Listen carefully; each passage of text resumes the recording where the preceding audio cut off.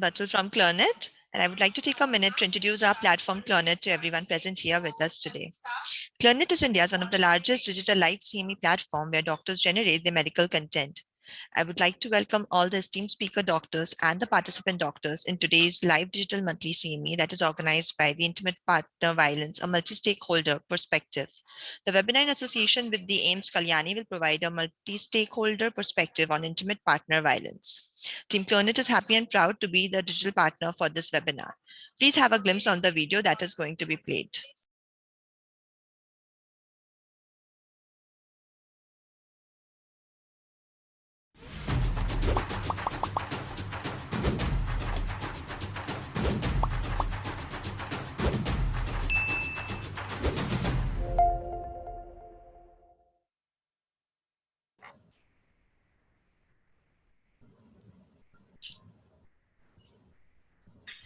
Now, without any further delay, I would like to welcome Dr. Venkatesh Karthikeyan, sir. Sir is State General Secretary at IMA Junior Doctors Network, Tamil Nadu. Without any further delay, I would like to hand over it to sir. Sir, over to you. You can please proceed from here. Thank you so much, Batul. Very good evening, everyone. Myself, Dr. Venkatesh Karthikeyan, Community and Family Medicine Postgraduate Resident from AIIMS Patna. We are overwhelmed by the wonderful response for our webinar. We have received more than 1,500 registrations from the different parts of the world. I take immense privilege on welcoming all of you on behalf of AIIMS Kalyani and IMA Junior Doctors Network Tamil Nadu. Violence against women and girls is one of the most widespread, persistent, and devastating human rights violation in our world today, and it remains largely unreported due to silence, stigma, and shame surrounding it. This violence manifests itself in physical, sexual, and psychological forms, encompassing intimate partner violence, including battering, psychological abuse, marital rape, and femicide. Understanding the magnitude of the problem, United Nations has declared November 25, that is today, as the International Day for the Elimination of Violence Against Women. AIIMS Kalyani, along with Indian Medical Association Junior Doctors Network Tamil Nadu, under the guidance of Dr. Paramita Sengupta ma'am and Dr. Abul Hassan sir, is organizing this important webinar on the topic Intimate Partner Violence, a multi-stakeholder perspective. We have an eminent panel of speakers, including police officers, advocates, healthcare workers, including doctors from various specialties. We are honored by the presence of our chief guest, Shri Muniraj IPS sir, Senior Superintendent of Police, Ghaziabad. I hope the next 2 hours is going to be a great academic feast for all of us. Without any further delay, I would like to hand over the session to the organizing secretary, Dr. Ashish Pundir sir, Assistant Professor in the Department of Community and Family Medicine, AIIMS Kalyani. Over to you, sir.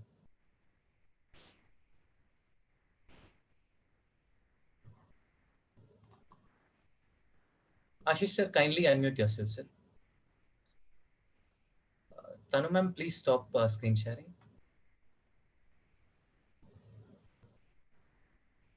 Good evening, everyone, participants and our dear resource person. I would like to welcome Dr. Sukhantu Sarkar.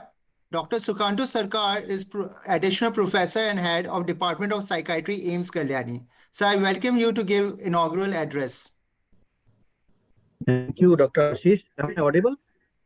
Yes, you are audible. Yes. Thank you. Good evening, everyone. Our esteemed speakers, resource persons, and all those who have connected with us to this webinar platform. And I think what Sir told initially, good evening, but with a very topic which stings us, which we don't speak about, which we don't discuss, we hide in our in the covers. That is the topic, and it's a very appropriate topic in the current scenario because of the case that is going on. Everyone is aware of the development, the news that is in there, and it's not now, it's there for a long time, and the thing has been increased during this lockdown period, because we have also done one small survey that staying home is not safe. That's the topic of that survey, an online survey we have done, and they showed a very high prevalence of domestic violence which has came into surface during this lockdown. So domestic violence, intimate partner violence, and then this marital rape all goes hand in hand. So this is a huge umbrella where a spectrum of disorders, or we can say a spectrum of issues. We don't say disorders right now. A spectrum of issues are there, which finally culminates into a very kind of lot of mental issues And finally, there can be a very fatal outcome in form of either a suicidal attempt or an act or a homicide. So I would like to say that definitely I would like to listen through all the topics, because uh, there are small finer things that we need to know. First is about the differentiation between the different terms that we are using in this: intimate partner violence. Is it same as domestic violence, marital rape, and those other things? And then we have to also know about the legal aspect of that, apart from the psychiatric understanding. The legal aspect is also very important in this, and how to approach, what to do if there is something. Suppose I hear someone having a domestic violence or an intimate partner violence, what shall I do? What is my role and responsibility as a citizen? Or suppose a patient comes to me and narrates his story of this, and that is why what am I supposed to do? So all these legal bindings are also very important in this aspect. So without wasting much time, I would like to congratulate the team once again for bringing such a burning topic and such an impactful topic, where the discussion need to be more intense, and a lot of lives can be saved, a lot of trauma can be reduced if we act upon this. It should not be only a discussion and it goes away in that sense. It should be implemented in wherever we can find this kind of problems are there. And that is why I think legal people, police officers are all there in this forum. So I again congratulate Dr. Ashish, Dr. Nilanjana, Paramita Madam, and all others, Dr. Venkatesh, for bringing this very apt topic. And we'll have, I think, a wonderful, fruitful evening discussing all these things. Thank you, Dr. Ashish. Welcome, sir. Now I would like to introduce Dr. Abdul Hassan, who is the state IMA president of Tamil Nadu. So we are glad to have your presence over here. And we would like you to also give an inaugural address. Thank you, Dr. Aziz, Karthikeyan, Venkatesh, and all the faculties of AIIMS, Kalyani, and other AIIMS institutions, and Chief Guest, Mr. Shri Muniraj sir. Good evening once again to all of you. It gives me immense pleasure in taking part in this webinar on such a important and emerging topic organized by AIIMS Kalyani. Congratulations to you first for having organized such a wonderful webinar on a very important subject. I am also happy that this event is collaborated with IMA Junior Doctors Network. You know that in collaboration, having them on board would give you a very good reach, very deep reach into the medical fraternity. First of all, I think this even earlier to this meeting, I was chatting with our faculties. All felt that such meetings should happen more frequently, and because this violence among partners, couples, life partners is they are not routinely brought out. They are not. They don't complain to the police or complain to the third person because of some social stigma attached to that. We used to see this kind of violence only in movies and serials, but they have a very good impact on the relationship between the couples also. As said earlier by our faculty, that this is coming to light more and more, that very serious kind of assaults. Maybe it has a wide spectrum from verbal abuse, bullying, or to the extreme thing of killing the partner. No, so it's such a wide spectrum is there. And also I was surprised to see that is not only related to women. The men are also subject to this kind of violences. It is happening. But most commonly, women are on the receiving end, and more so in the poorer families, where the disputes and differences of opinion are settled with violence, that we see in poorer families. But in educated families, the violence is a little bit of different. Most important thing, I feel that alcoholism plays a very major role in contributing to the violence between the life partners. This is one of the important things.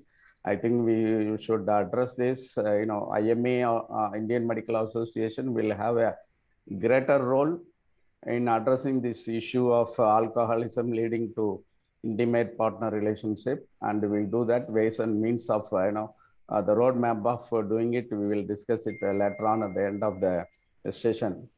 And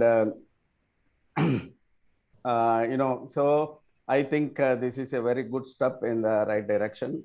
And I will, as I said earlier, I will sit through this entire webinar and see the areas where IMA can, play a greater role in fixing this very important and crucial issue. So I thank you very much for giving me this opportunity to take part. This is one of the important and landmark, I should say, landmark webinar on the subject of intimate partner violence. And I thank Dr. Venkatesh Karthikeyan also for collaborating with AIIMS Kalyani for arranging this webinar. Thank you very much. Over to you, Dr. Ashish. So thank you, sir. Thank you so much for your words of wisdom and constant support, sir.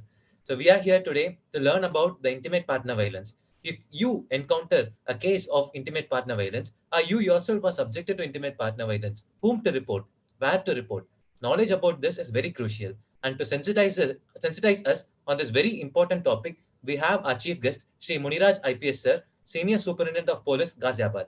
Many people wouldn't know him by his original name. Rather, they know him by the name Singham. Muniraj sir is a 2009 batch IPS officer and is originally from Tamil Nadu. He has served in different parts of Uttar Pradesh and is known to be a firebrand cop who works tirelessly for the welfare of common people. With this very short intro, I would like to welcome Muniraj sir. Over to you, sir. Sir, kindly unmute yourself, sir. Sorry. Very good evening to each and everyone. It's a the eminent doctors of the Indian society. I would like to very thank to Indian Medical Association also. It's a very pleasure to talk to among you all. You also are part of the society, especially the violence against women. In this topic, especially the number 25, I also didn't know. Today, I have just known that today is the day of to eliminate the violence against women, number 25th, on remembrance of the social activists, the Dominican Republic, those two ladies, for remembering them, the United Nations is celebrating. Today only I also Googled that, I also known that, but we are working regularly to especially to help the domestic violence victims.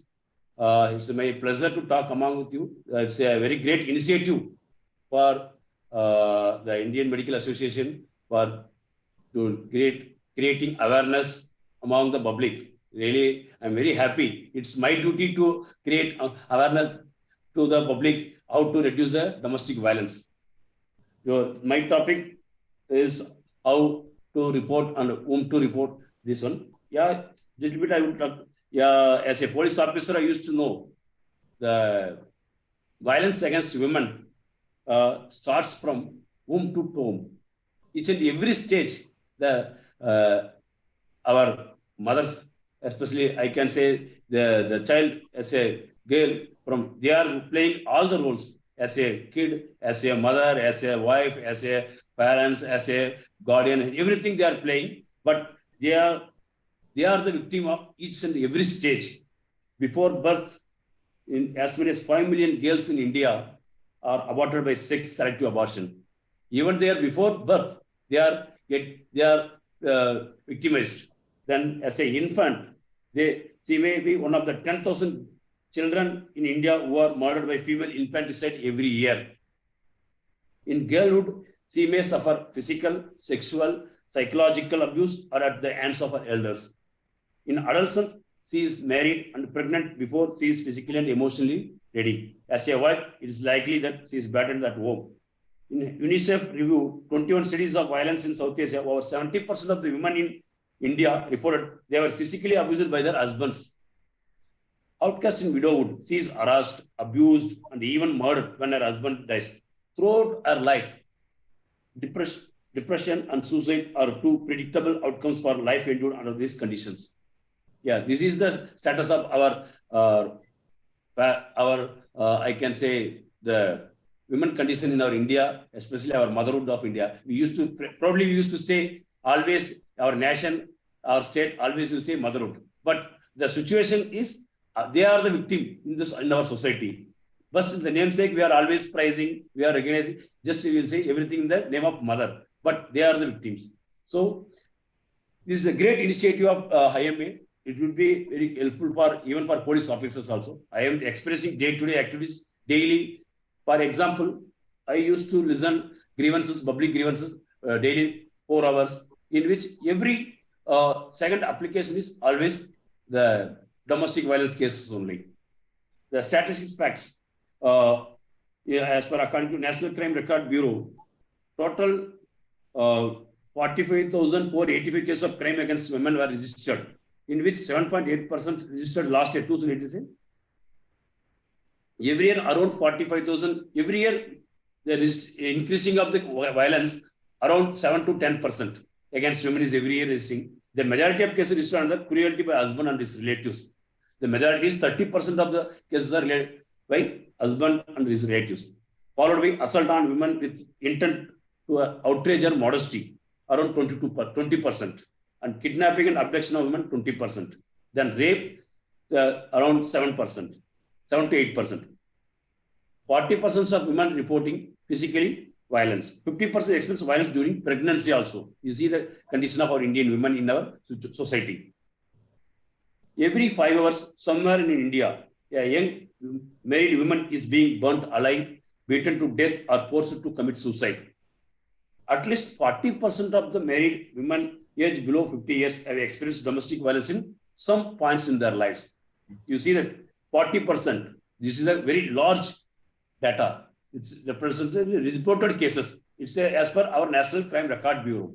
So it's a major concern for our society.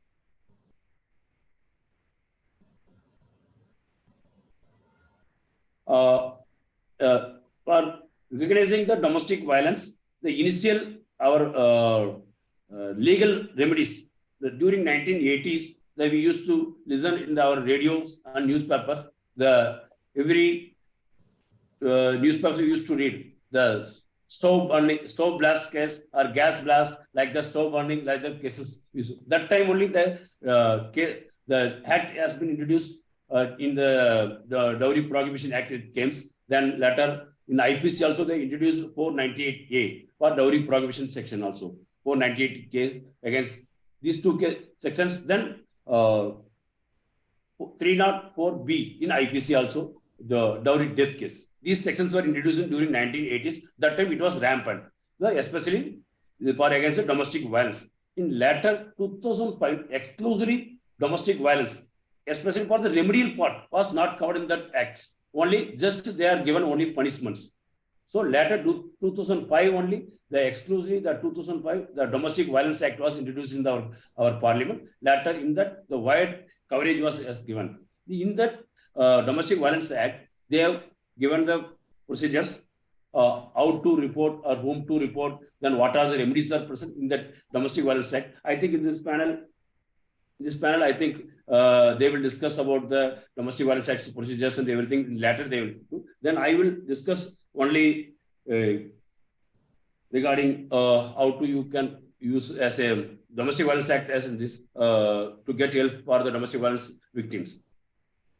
Normally, domestic violence cases, the procedure for filing a domestic violence complaint, you can directly give complaint through police station.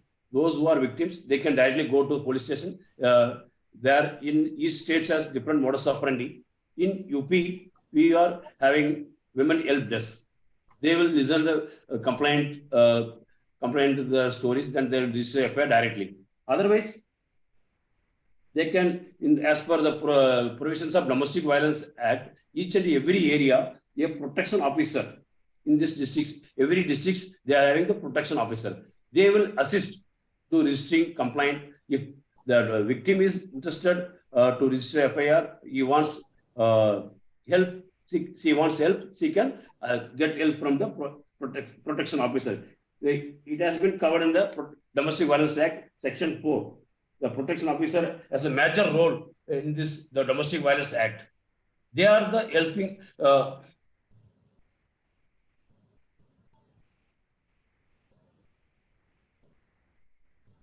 protection officer is the first point to conduct domestic violence cases. They will assist, even they will go for police officer also, police station also, they will register FIR, then they will go to medical officer also to get the medical help, then even legal aids also. In this act, judiciary, medical department, and police department, both all the three departments coordinately help. They can help for the domestic violence, the victims. In this act, especially in this act, the earlier, if the victim is giving complaint, then she has to leave the husband house or his partner's house, then she has to go for maternal home. But in domestic violence, the salient feature of this domestic violence act is if she can fight her right from her partner's house itself. She can, then police has to give protection, then medical authorities can give medical help, as well as the legal authorities can give the free legal aid also. It's all covered in this act. Then the protection officers, as well as the protection officers are also there's some service providers. The local NGOs, the protection officers are recognized as local NGOs. They can give service. They are recognized one. They will assist each and every stage. They will go to medical department to get her medical facilities, then court to provide a legal assistance, everything. The NGOs are working there each and every district. The protection officer, NGOs, then police officers will provide a help.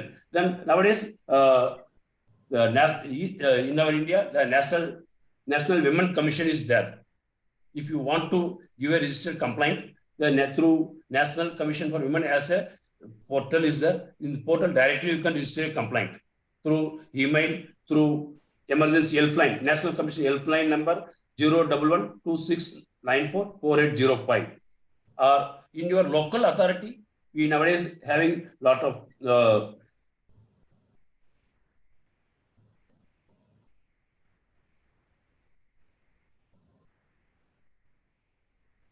domestic violence helplines. Police under nowadays the common helpline is an emergency number, national emergency number in our India is 1112 is there. Then women helpline numbers also is there, 1811091. If any victims, they are immediate need, they can directly call these numbers, they can easily get help. The domestic violence nowadays, even the National Commission for Women have WhatsApp number also. They can directly contact these numbers to launch a complaint into against their partners. There are any problems they can do. These are the provisions in our Indian society is there.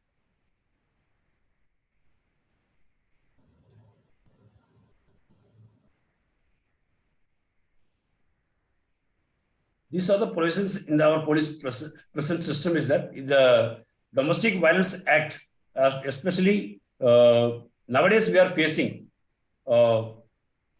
the victims always misguided by the locals.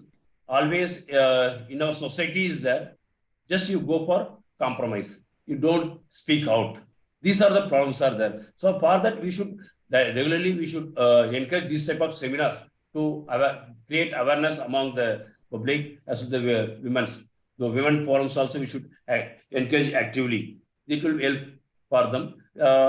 Even for domestic violence cases, nowadays first initial stage, the stage by stage I can explain. The initial stages, the small issues may rise. That time everybody will request for parents. Parents, they will say, just you go and just compromise with your partner. Like that they will initiate. For example, the Shraddha case, the latest, the burning point our latest last 10 days we are seeing the Shraddha case also. If you might be read in the newspapers, 2 years before she complained to the police station. She was traumatized that time also, but she didn't stay back in there either through intimidation or through some threatening. She was compelled to live with him. So for next 2 years, after that, the last weeks, what she got, finally, she was killed by that brutal murder has happened. So this is the problem for our Indian society presently. Nobody is willing to speak out. They always will try to silence. If you want to stop violence, you should break your silence. I can say all the our co-partners, you can say, all our co-partners, I could say always, if you want to stop the violence, you should break your silence. That is the important thing. So this is the way to reduce the domestic violence. We should speak out openly. It's a very important thing. So once again, I would like to thank each and everyone in the panelists. I hope it will be very helpful for you that if anything you can want to ask me, later you can ask. Thank you. Once again, thanks to Dr. Karthikeyan as well as IMA. Thank you, sir. Thank you so much, sir, for sharing the valuable information and for sparing your precious time despite your busy schedule. Hope that you was have a very good tagline also, to break the violence, to stop the violence, break the silence. It's really a nice tagline. Thank you, sir. Exactly. Sir has summarized the key issue in just a single word. Thank you so much, sir. Now, I'd like to introduce Dr. Paramita Sengupta, ma'am, Professor and Head, Department of Community Medicine and Family Medicine, AIIMS Kalyani, and the organizing chairperson of this conference to kindly deliver the keynote address. Welcome, ma'am. Thank you, Karthikeyan.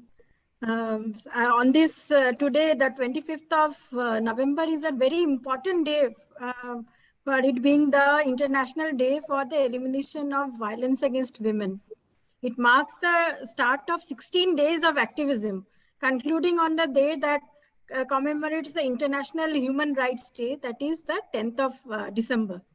And this campaign was led by the UN Secretary General and UN Women since 2008, which aims to prevent and eliminate violence against women and girls around the world, calling for global action to increase awareness, promote advocacy, and create opportunities for discussion on challenges and bring out solutions. So on this day, our team will be talking on intimate partner violence, a multi-stakeholder perspective. And just a second. Multi-stakeholder perspective. And there are important resource persons who will inform us about the preventive measures, how to navigate the law, seek help, etc. So I start this with a important, like a very profound quote. Like, you are not. This is for all women who are suffering, maybe. And so this is, you are not a victim for sharing your story. You are a survivor, setting the world on fire with your truth.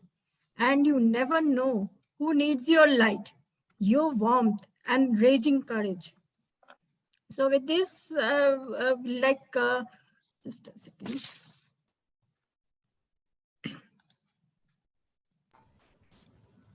So we all know about the story of this Shraddha and Aftab, and how she was like for 2 years she has been fighting, and finally she died a very devastating death, and with her body being cut up into 35 pieces.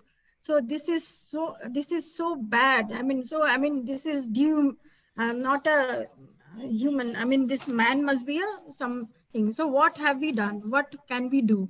And recently, the UN Secretary General also has said that he has declared that every 11 minutes, a woman is killed by a partner or killed. So it is not just the dramatic incidents that define abuse. It is every day there is a slow burn, every look, every walk, every turn, every fear of a slap, every risk or threat of any sort of violence that is constantly, like somebody is, the victim is on tender eggshells, like she doesn't know what someone will say, what might be imagined, and what may lead to the act of violence. So this is so devastating. So this brief introduction, which our resource persons will be telling in a full form, like I just want to say that intimate partner violence, it includes physical, sexual, and emotional abuse and controlling behaviors by an intimate partner. And CDC has defined 4 types of partner violence, that is physical violence, sexual violence, stalking, and psychological aggression. And the term domestic violence is similar, but it also includes, other than partner violence, there is elder abuse or abuse by any member of the household. Excuse me, ma'am. Sorry to disturb, ma'am. The slides are not moving, ma'am. So if you could allow, can I share the slides? Yes, please. Yes. Please disable your slide sharing, ma'am. Okay.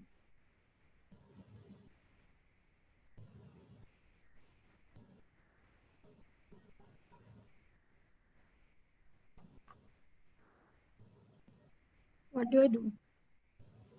I mean, need to close your slide. Stop sharing the screen, ma'am. Yes, ma'am. Okay. Yeah, ma'am. So IPV Yes, may just a second.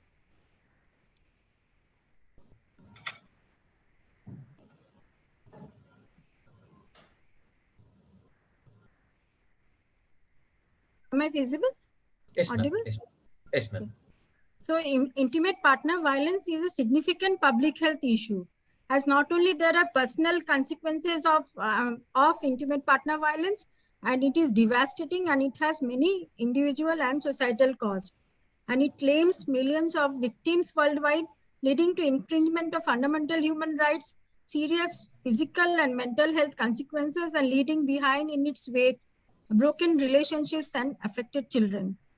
About 75% of female IPV survivors and 48% of male survivors experience some form of injury related to IPV, and it may also lead to death. Please change the slide, please.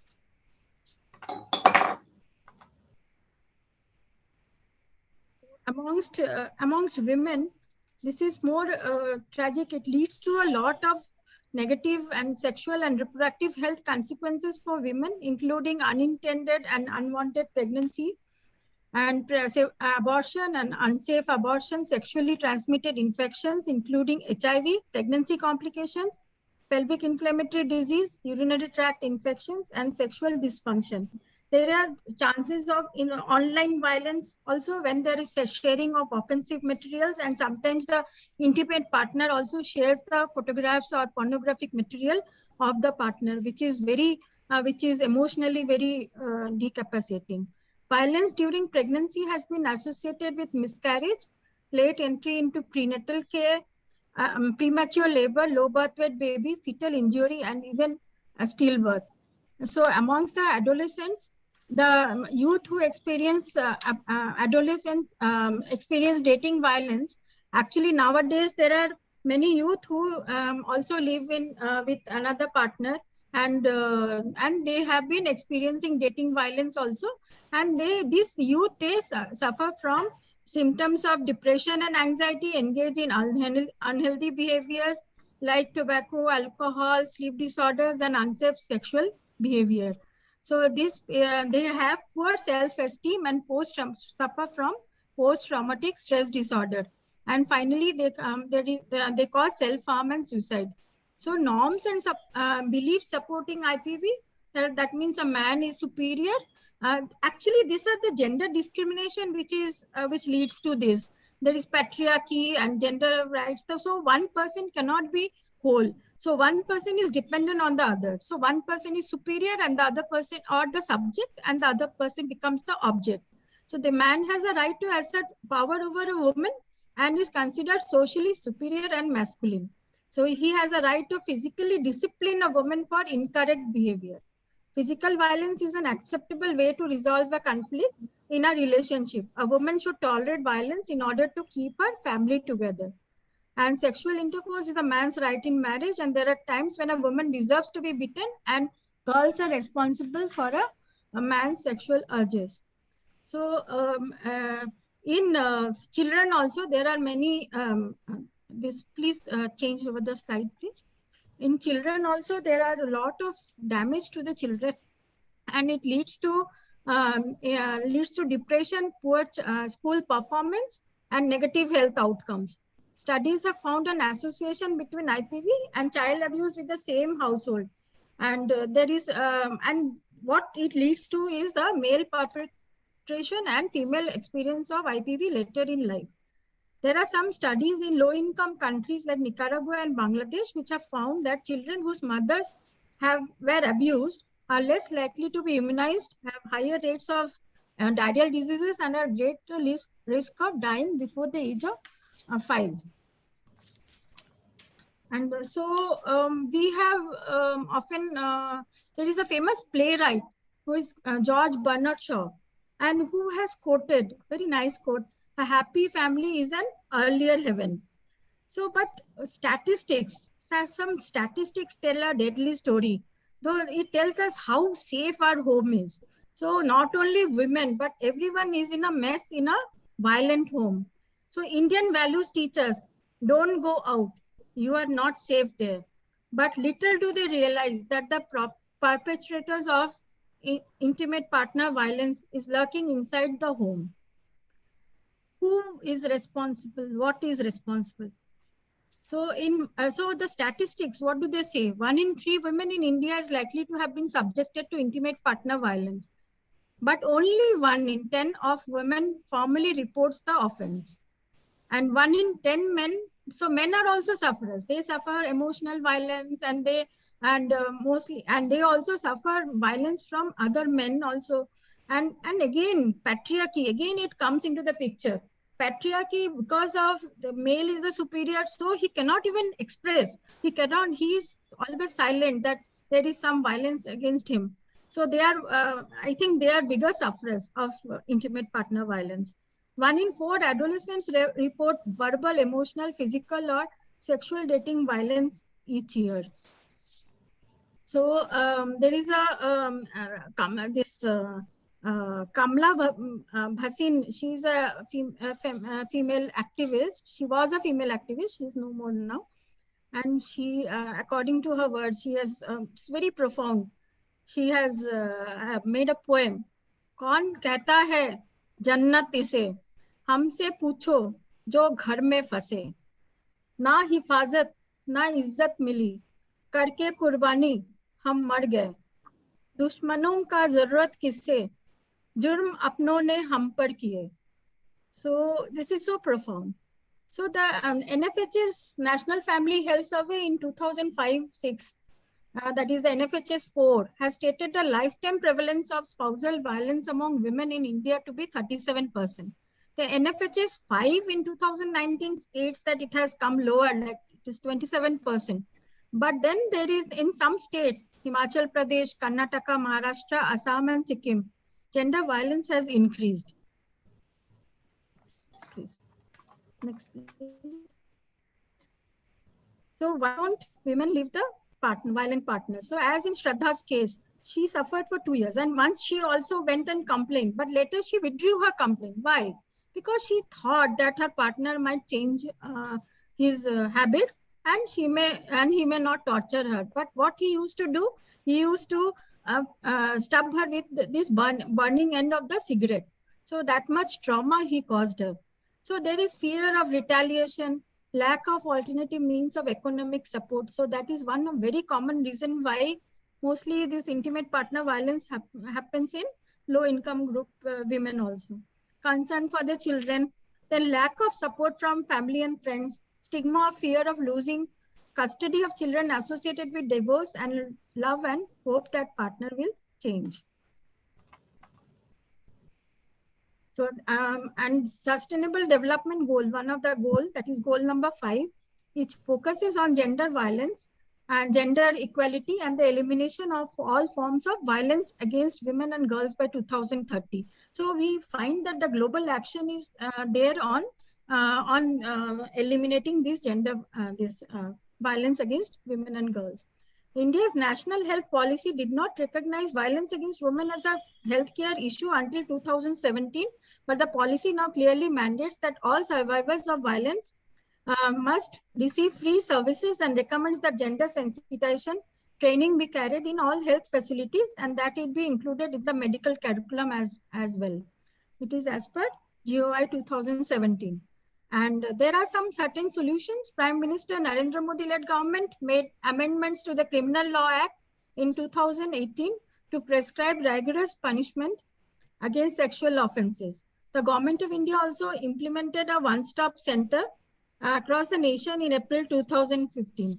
UN Secretary General, as in a latest press note, he has written, Antonio Guterres called on governments to increase funding by 50% to women rights organizations by 2026. So these are some things which our other resource faculty will be dealing on.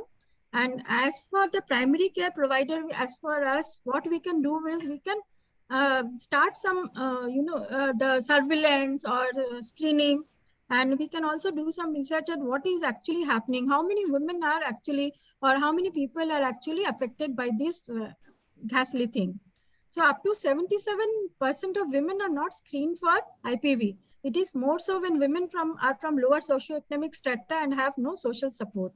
And only 10% of primary physicians routinely screen for IPV. So there are two types of screen which can be used. That is the HIT screen and the STAT screen. HIT says on a Likert scale, heart, insult, threaten, and scream. And a score of 10 or more is considered diagnostic of abuse. And the STAT screen is lap, threaten, and throw. And this is a highly sensitive tool to screen IPV. A score of more than equal to 1 is positive screening for of lifetime IPV. So these are some things which our other faculty will be talking on. So I don't much want to dwell on that. But finally, I want to share that in homes, there should be sharing and no gender discrimination. There should be sharing of work between boys and girls. And so everybody, they should know how love, care, and everything. Like, and actually there should be some property and all those things should be shared equally between the boy child and the girl child so that they know what it is. So last line is that beti dil mein, beti will mein. So that I guess will add some solution to the intimate partner violence. Thank you so much. Thank you, ma'am.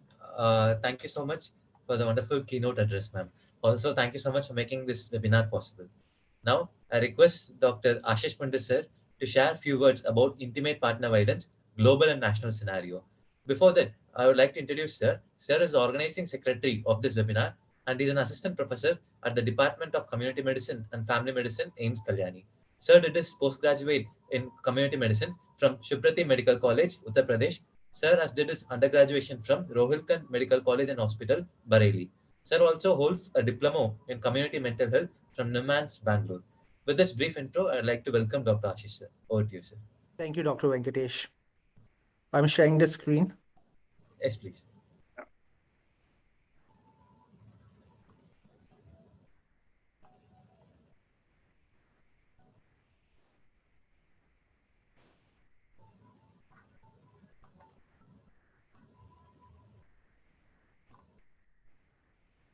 Is my screen visible? Yes, sir. Yes. Okay. Please. Good evening, everyone. Touching the global and national aspect of intimate partner violence. First of all, as Dr. Paramita has already discussed intimate partner violence and its types, so I will touch it very briefly. But what I think everyone should know that intimate partner violence, domestic violence, gender-based violence, these terms are used synonymously in several documents, international documents. However, there's a distinctive features among these three terms. Intimate partner violence pertains to violence that occurs between people in sexual or romantic relationship. Note, it can also include homosexuals too, partners of same gender identity.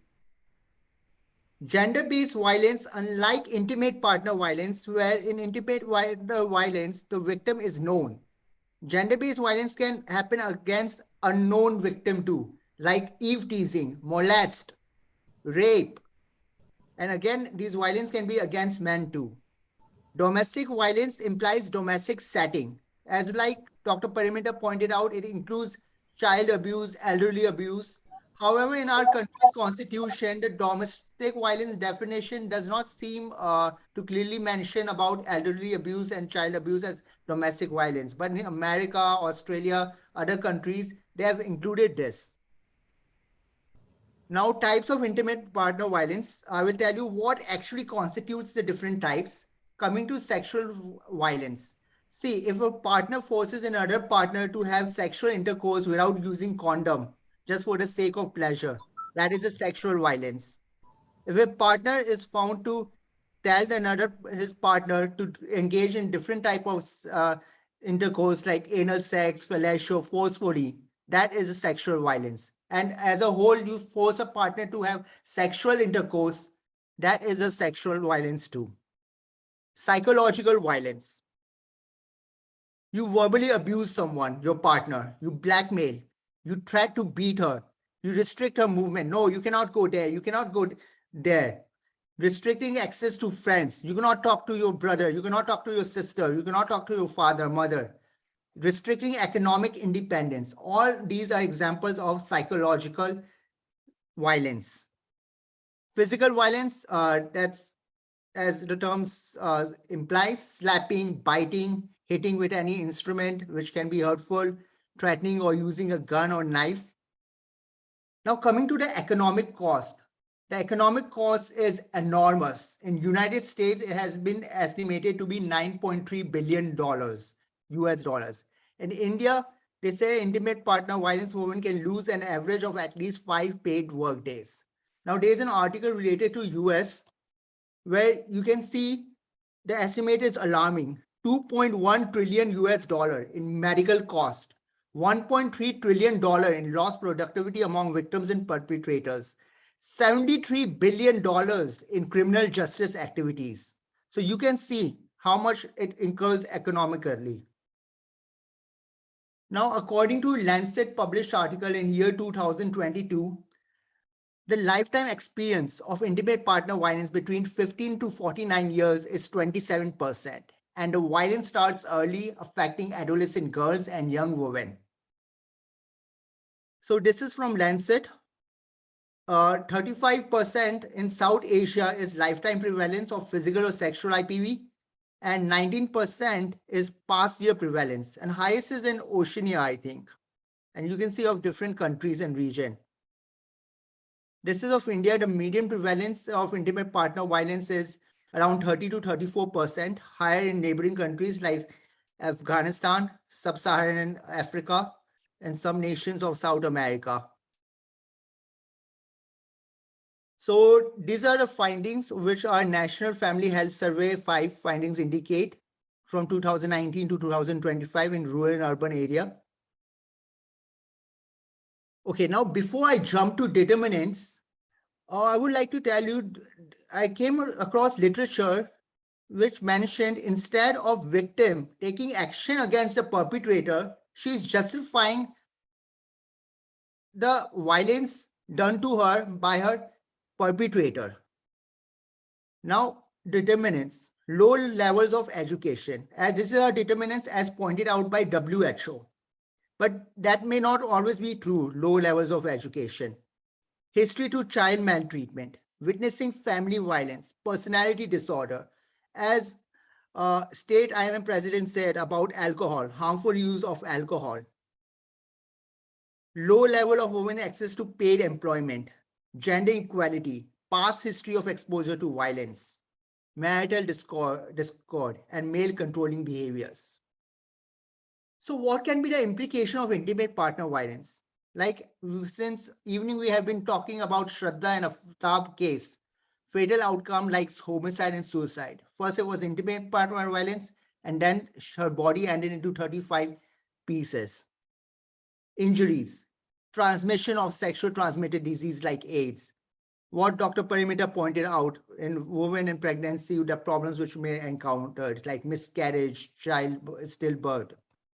Mental health issues, which will be dealt in detail by Dr. Pratibha. Health effects like headache, pain syndrome. These are the references. These are famous movies, both Hollywood and Bollywood, which reflects intimate partner violence, and these were intimate partner violence. Thank you. Thank you, sir. Thanks a lot for the wonderful presentation, sir. So for the next 30 minutes, we'll have a discussion about clinical presentation of intimate partner violence in hospital settings and community settings. For this, I would like to welcome Dr. Jayadevendra ma'am, Professor, Department of Ophthalmology, Mahatma Gandhi Medical College, Jaipur. Ma'am has done MS in Ophthalmology from Patna Medical College, MBBS from MGM Medical College, Jamshedpur. Ma'am is an expert in phacosurgery, manual small incision cataract surgery, trabeculectomy, and other ocular surgeries. With a short intro, I'd like to welcome ma'am. Thank you so much, Dr. Venkatesh. Am I audible? Yes, ma'am. Okay. I would also like to thank Dr. Parmita, the organizing chairperson, and Dr. Ashish Pundir, the organizing secretary, for inviting me to be part of this topic, which is very, very relevant in the current scenario. Okay, just a second.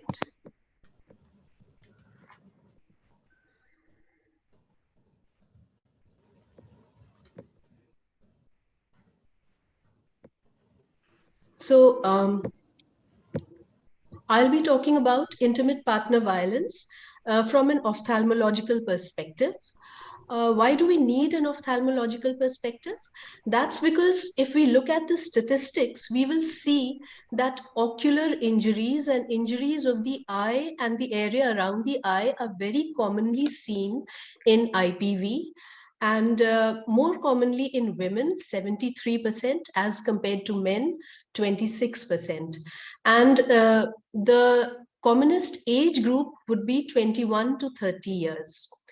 Also, head, neck, and facial trauma are present 7.5% times more commonly than other injury types in patients of IPV, and 45% of injuries involve the eyes.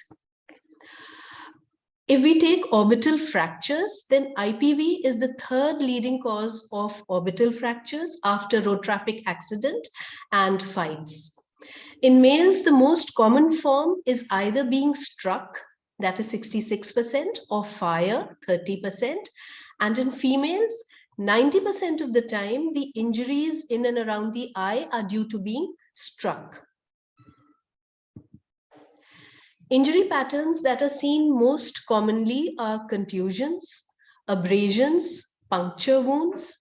They may also be chemical or thermal burns, laceration of lids, conjunctiva and sclera, orbital fractures, hematoma, hyphema. Hyphema means blood in the anterior chamber of the eye. Also, lens may be dislocated and even the retina may be detached. Most commonly, the information about the cause of injury is not forthcoming. I would like to highlight this point further. I remember there was a patient and she had injury around the eye and she had presented to our OPD with her husband. And when I asked her how she got hurt, she would look very angrily at her husband and she would say, "Hum darwaze se lad gaye." Now, her injuries were not consistent with the cause that she was giving. And also, I noticed that the husband's behavior was very suspicious. He would say, "Aap dawa likh dijiye jaldi se, bas itna puchiye nahi, aap dawa likh dijiye aur hum log ko jaane dijiye." So I took more probed further and I took a deeper history. And then I found out that she had been struck by her husband. So we have to be very, very careful when taking the history. If we find that the injuries are not corroborating with the cause, then we should probe further and we might come up with the fact that this actually is a case of intimate partner violence. In many cases, the partner who caused the injury will accompany the injured partner to the OPD. I remember another case where I think it was around Diwali time, a woman had struck her husband because he was an alcoholic. He was old and debilitated, and she was accompanying her husband and she was not allowing him to speak. So we have to be very, very, we have to have a high index of suspicion where we see injury patterns like this. Healthcare professionals have to be very vigilant to recognize the subtle signs of intimate partner violence injuries. Like supposing if generally men are right-handed, so when they hit the women, if you notice injury patterns that are all on the left side of the face, then even ruptured eardrums, then you should be thinking of somebody who has been slapped with the right hand. So some of the types of injuries that we can see: subconjunctival hemorrhage, it is extremely common, that is blood under the conjunctiva. You may see ecchymosis, which is a black or a blue eye. You may see full thickness lid tears. These are generally seen when the patient has been struck by a rod or a stick or any hard object. You may even see a scleral rupture. fracture of the inferior orbital margin and floor of the orbit. The left side picture shows that. You can see that the eye is depressed. Such patients will not be able to move their eyes normally. You can see the normal eye is looking up while the injured eye cannot look up. Patient may complain of double vision, extreme pain. The next picture is showing hyphema, where you may see blood in the anterior chamber of the eye. Also, the lens may be subluxated, or there may even be a traumatic retinal detachment. Now, both these last two things, you will need an ophthalmologist to be able to diagnose this. Symptoms may include blurry vision, decreased or double vision, along with pain in and around the eye, black and blue bruising around the eye, swelling of the forehead or cheek or eyelids, redness of the eye, difficulty in moving the eye, intense cheek pain when opening the mouth, and bulging or sunken eyeballs. Females are more likely to disclose intimate partner violence when questioned by a doctor. So if you do take a history and show your concern, females will open up. But it is not the case with males. Maybe there is some amount of hesitation and embarrassment. So screening is especially important in men, as they are often not even perceived as victims of intimate partner violence. Also, ophthalmologists and doctors should be educated to improve referral rates to social workers and law enforcement agencies, because intimate partner violence is often an ongoing rather than a one-time incident. So the job of a doctor does not just end with just, prescribing the treatment for the injuries. We have to understand that this may be an ongoing thing for that family, and we have to refer them to the social workers and law enforcement agencies so that this does not recur. And with that, thank you very much. Thank you so much, ma'am, for such a visually appealing and a crisp presentation. So is Priyanka ma'am here? Dr. Priyanka ma'am? Okay, I think ma'am will be joining us later. Okay, now I'd like to welcome Dr. Deepali Pathak ma'am, Department of Forensic Medicine, SMS Medical College, Jaipur. Ma'am did MBBS from JLN Medical College, Ajmer, and MD Forensic Medicine from SMS Medical College. With a short intro, I'd like to welcome ma'am. Dr. Deepali ma'am. Ma'am, you're not audible.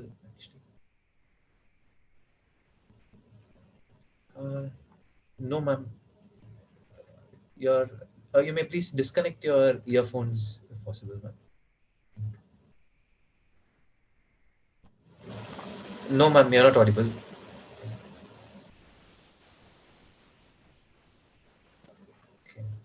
Okay, in the meanwhile, while Deepali ma'am gets back, I'd like to introduce Dr. Pradeepa ma'am, Associate Professor, Department of Psychiatry, AIIMS Jodhpur. Ma'am's area of interest include child and adolescent psychiatry, women mental health, affective and somatoform disorders. Ma'am has more than 30 research articles in national and international reputed journals. Yes, ma'am. Deepali ma'am, you're audible. Kindly. Thank you so much. Thank you. Good evening to one and all. Thanks a lot for including me into this session, this webinar. It is a very informative one for me also. Can you share the slides for me, or should I share? Ma'am, I would share, ma'am. Just give me a moment.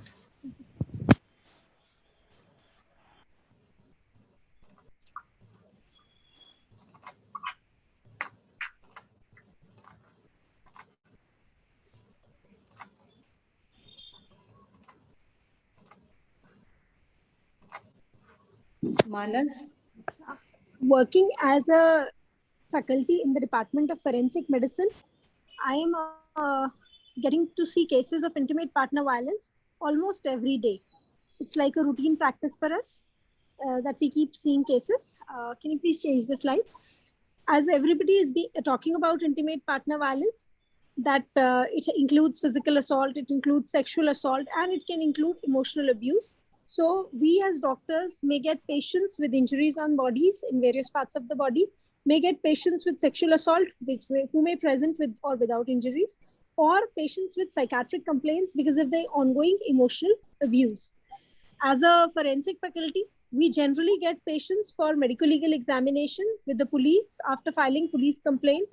But there are also cases who are admitted for treatment purpose without a thought process for the complaint. They're just admitted to the hospital, or they visit the hospital in OPD just for the purpose of treatment. And there are some who visit the hospital for treatment purpose, and in addition, they are also interested in doing a police reporting for the same. And there are also some who do not intend to file a police complaint, but they have an intention to get a medical record done for the thing, so that in case of need at a later date, they may file a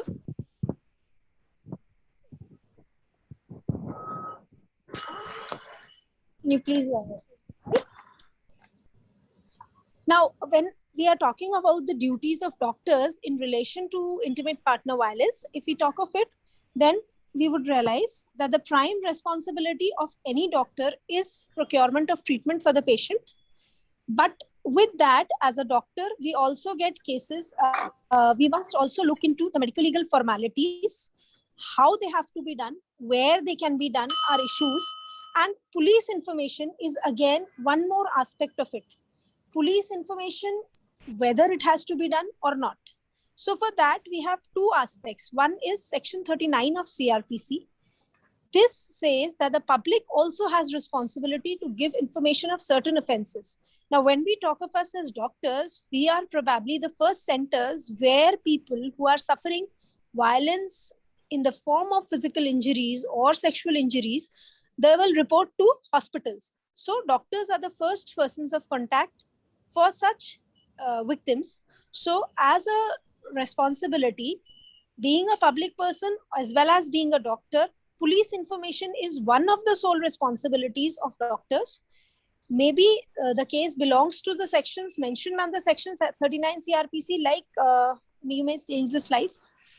They have cases like trespassing, they have cases like offenses against the state, offenses relating to the legal system, offenses relating to adulteration of foods and drugs, and please change the slide, cases related to the offenses against human body, then cases related to breach of trust of public servant, cases related to theft, robbery, offenses of mischief against property, please move the slide, and other cases which are related to currency notes or banks. So these are the cases mentioned in section 39 CRPC. But when we think of offenses against human body, then we just not inform about the cases which are related to dangerous to life injuries, but we also need to intimate about all sorts of injuries caused to human body. So whenever a patient is admitted and has been assaulted, as per the history stated, then police information is like a moral and legal responsibility. Moreover, when we talk of sexual assault as a component of intimate partner violence, then we have to see that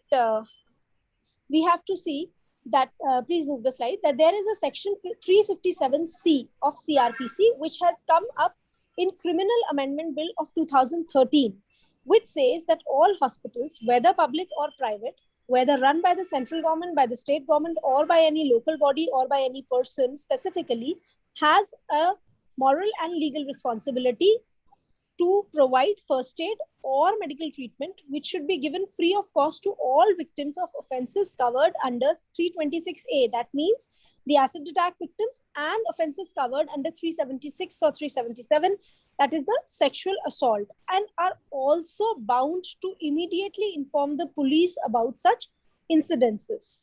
So 357C again puts up a legal responsibility on us to inform the police. Now, I'm just narrating few cases just to quote examples of cases that we have got, so that we can just get an idea of how we are getting cases. There was a pregnant female of 35 years who was a mother of 2 children. She presented to the hospital, had an amenorrhea of 4 months, and had presented to the hospital after being physically assaulted by her husband for past 3-4 days. She had been badly beaten up on the day of admission, and vaginal bleeding started, so that her neighbor got pity on her and brought her for admission to the hospital in 108 ambulance service. And on way in the ambulance, she had an abortion. The fetus was evacuated with the help of the staff in the ambulance, and she was admitted to the hospital, the gynecology department, emergency.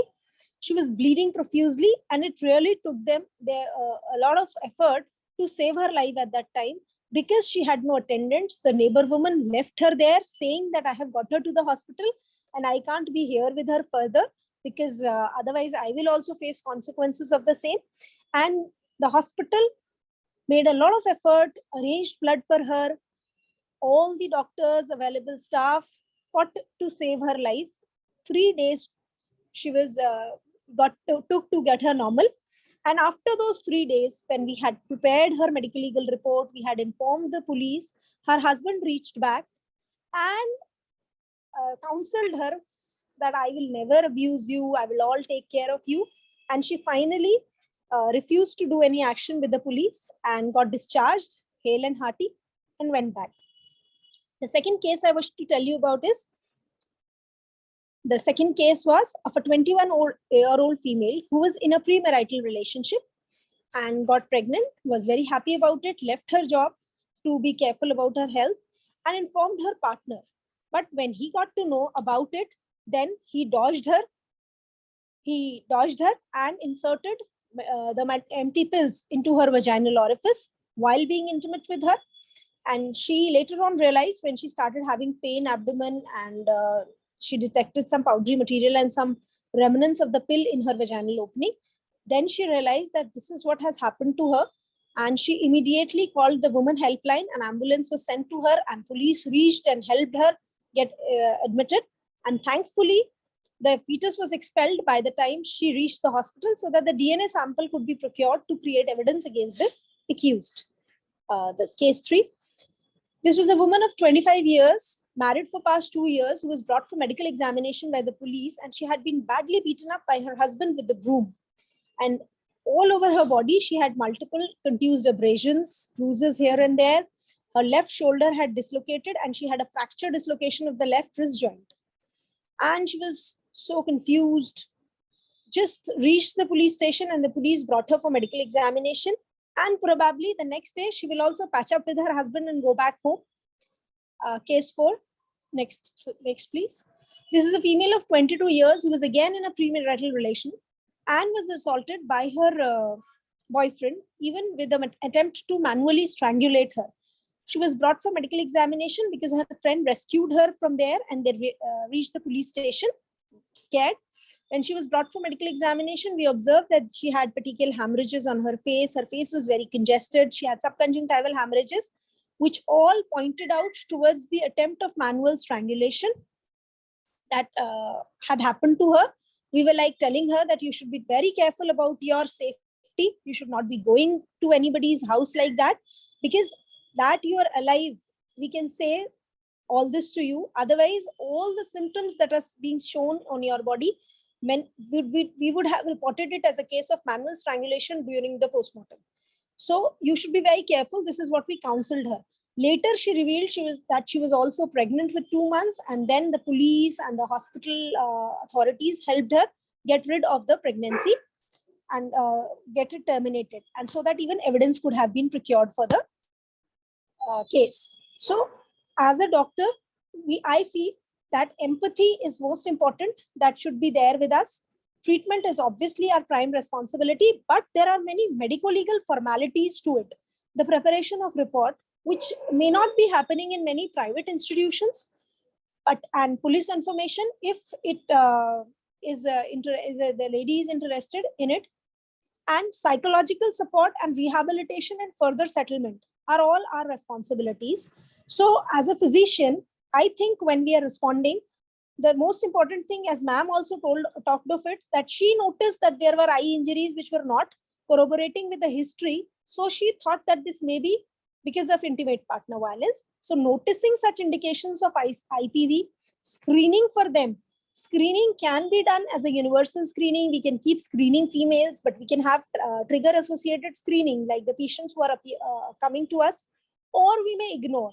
But screening and assessment is an important part, so that if we get to know that it is intimate partner violence, then counseling can be done, and counseling would encompass family counseling. which is important. We can counsel the female to come up, to present herself, to tell everybody, to fight against it. But more so over, it must have an involvement of family counseling, so that other family members can come to her rescue, and her husband can also be counseled into not doing it to her again.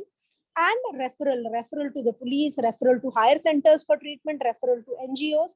All of it is a part of physician's response, but probably it is a very difficult thing to achieve.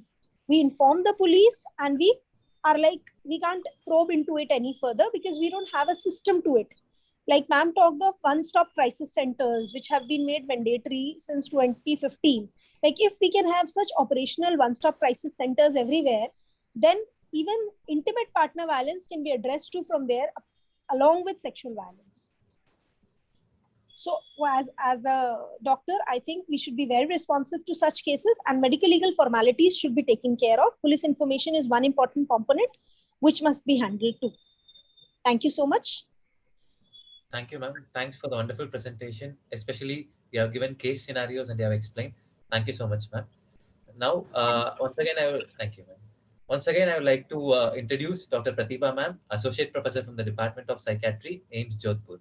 Ma'am's area of interest include child and adolescent psychiatry, women mental health, affective and somatoform disorders. Ma'am has more than 30 research articles in national and international reputed journals to her credit. With this brief intro, I would like to welcome Dr. Pratibha ma'am. Please share your expertise, ma'am.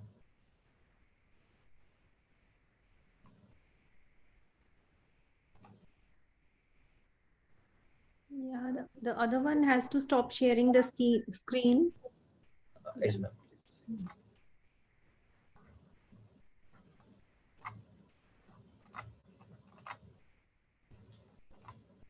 Has it stopped sharing, ma'am? It has been stopped sharing.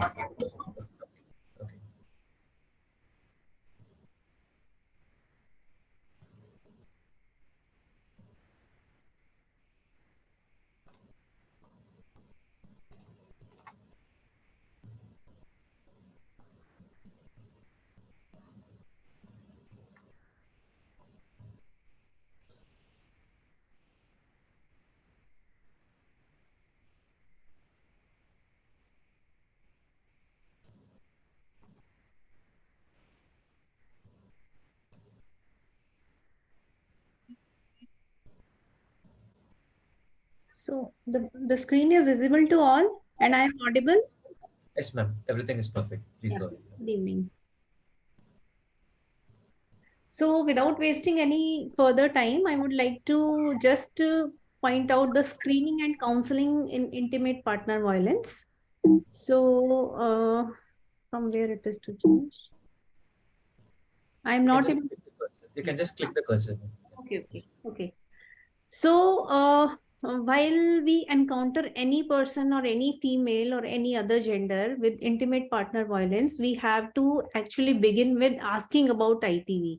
And it's not about that we can say that we have witnessed any person or anyone in a very open manner are telling about intimate partner violence. If we suspect these things with some injuries or with some emotional state, we have to start with asking about IPV, in which we have to begin with opening the statement that whether you feel safe at home or any violence has occurred to you, anything which is bothering you at home, we have to screen for past IPV.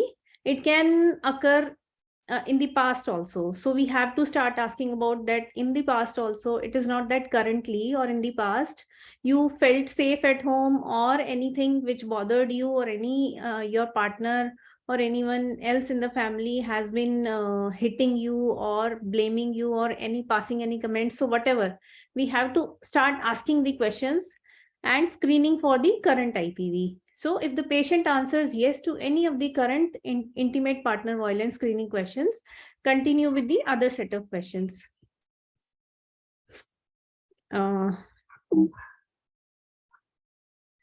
So this is a screening tool which has been given by WHO, HIT screening questionnaire, in which we have to ask about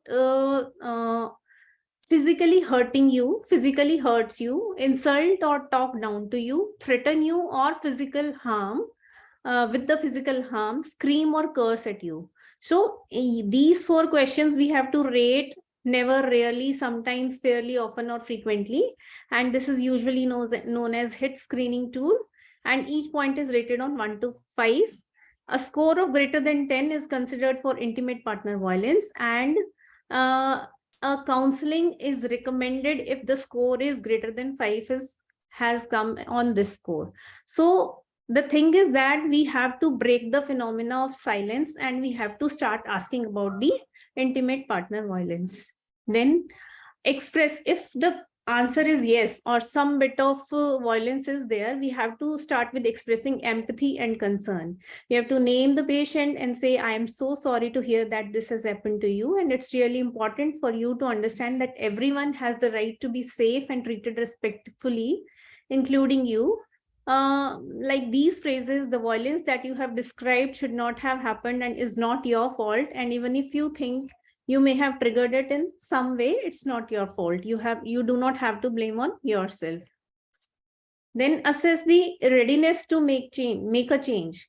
Now you have confirmed that the patient or the person has been suffering from intimate partner violence. We have to start asking about the past efforts. If in the past there were incidences of intimate partner violence, then there were any efforts to bring change, to change something or change the situation, and assess readiness to make change at the presently in the given situation. So like these questions, we can say, okay, so just you get a sense of where you are on a scale of 1 to 10, where I mean not important and 10 means very important. How important would you say it is? It is to try to address this problem right now. So we have to actually assess the readiness to make a change. Then if the person is ready for change or not at all change, then we have to give advice on the next steps, provide affirmation and state your concern. Like, thank you for your honesty and for sharing this with me. I know this is really difficult to talk about. To tell you the truth, I am concerned about your safety at home. You have to actually say the partner's name as well as the patient's name if you want to actually build a rapport with them. Explore the desired changes. What is the number one concern? What is your number one concern at this time? How would you like things to be different at home? Make a recommendation that I have a couple of ideas that might help, and let's explore some options for dealing with it. So whatever the help and support system available with the female or the person coming to you with intimate partner violence, you have to explore and accordingly give the advice on the next steps. If the patient says yes, that I want to, I am ready for change, then yes, patient is ready to make a change today. Move to assist and provide resources and arrange for follow-up. In these cases, we are actually lacking because we do not know that we do not have ready resources at our hospital settings or other settings or PHC settings. And that is why the assistance and providing resources and arranging for follow-up becomes very difficult. So I think this is the lacking thing we have, and we should work on this. As a public health, I think this has been organized by the community medicine people. So I think this is the most important part, that we should be ready. If the patient comes up with it. If the patient says no, the patient is not ready to make a change today, manage the resistance and avoid confrontation, and restate your concern and keep the door open while the patient or person comes to you for a change. Then yes, assist and provide resources, connect the patient's goal with specific referrals. Like the other people, the other medicine people, they have said that gynecological referral, ophthalmological, medicine referral, surgical referral or whatever specific referrals, and what are the goals of the patients. Make a plan for safety. This is very, very important.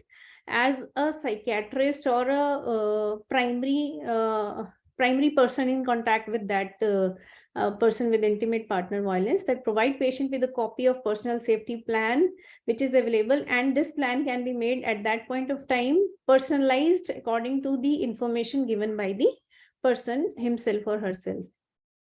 Then arrange for follow-up. Arrange for follow-up visit and establish clear contact information. Discuss a safe way to identify yourself on phone, identify a code word and phrase for calling the police or ending the conversation. So these are the things we have to actually tell to the, but the readiness to change is very, very important. So that we have to keep on working and we have to be ready with the resources.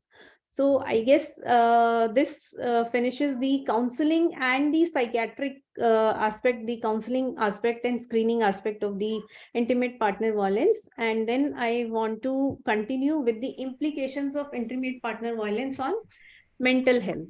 So this is very important because it has been found that there is a bi-directional relation between intimate partner violence and mental health problems. Intimate partner violence, because it has both, it works as a both predictor of future mental health problems, and it can also be a possible consequence of such mental health problems.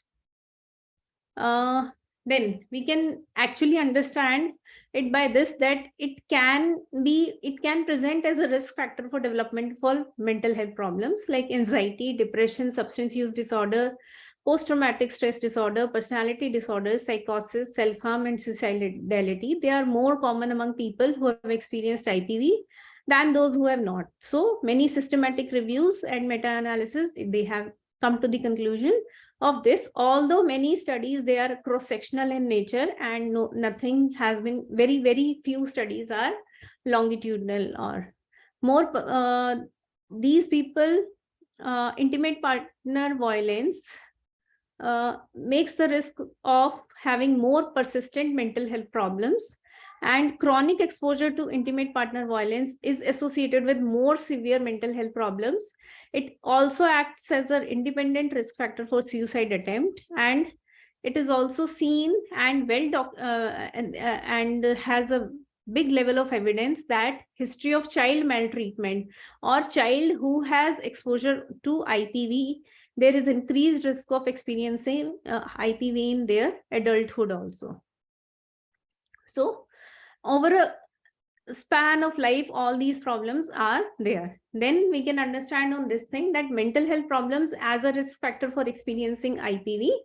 People who have mental health problems, they are at increased risk for IPV. It is not that only IPV increases the risk of this, but the people having mental health problems, they are also at increased risk for IPV.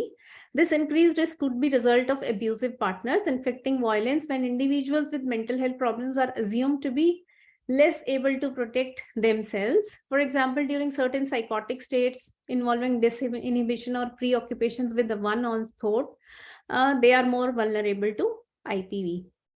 Then mental health problems as a risk factor for perpetrating IPV. So they become a perpetrator. And this can be well explained that risk of IPV perpetration is higher in individuals diagnosed with depression, generalized anxiety disorder, and panic disorder than those without such diagnosis. And risk of IPV perpetration was more strongly associated with alcohol, drug use problem, and comorbid substance use. So that has been previously pointed out by the police personnel and police resource person, the IPS officer, sir, that this alcohol and drug use, they are the main culprit, and it has to be dealt with very strongly by the public health sector. The connection between substance use and IPV perpetration is complex, and the environmental, situational, social, economic, and cultural context of this link should be carefully considered. So we do not have to forget these links. Psychological traits such as anger, hostility, jealousy, they have strong associations with IPV and might be more prevalent in some individuals with mental health problem.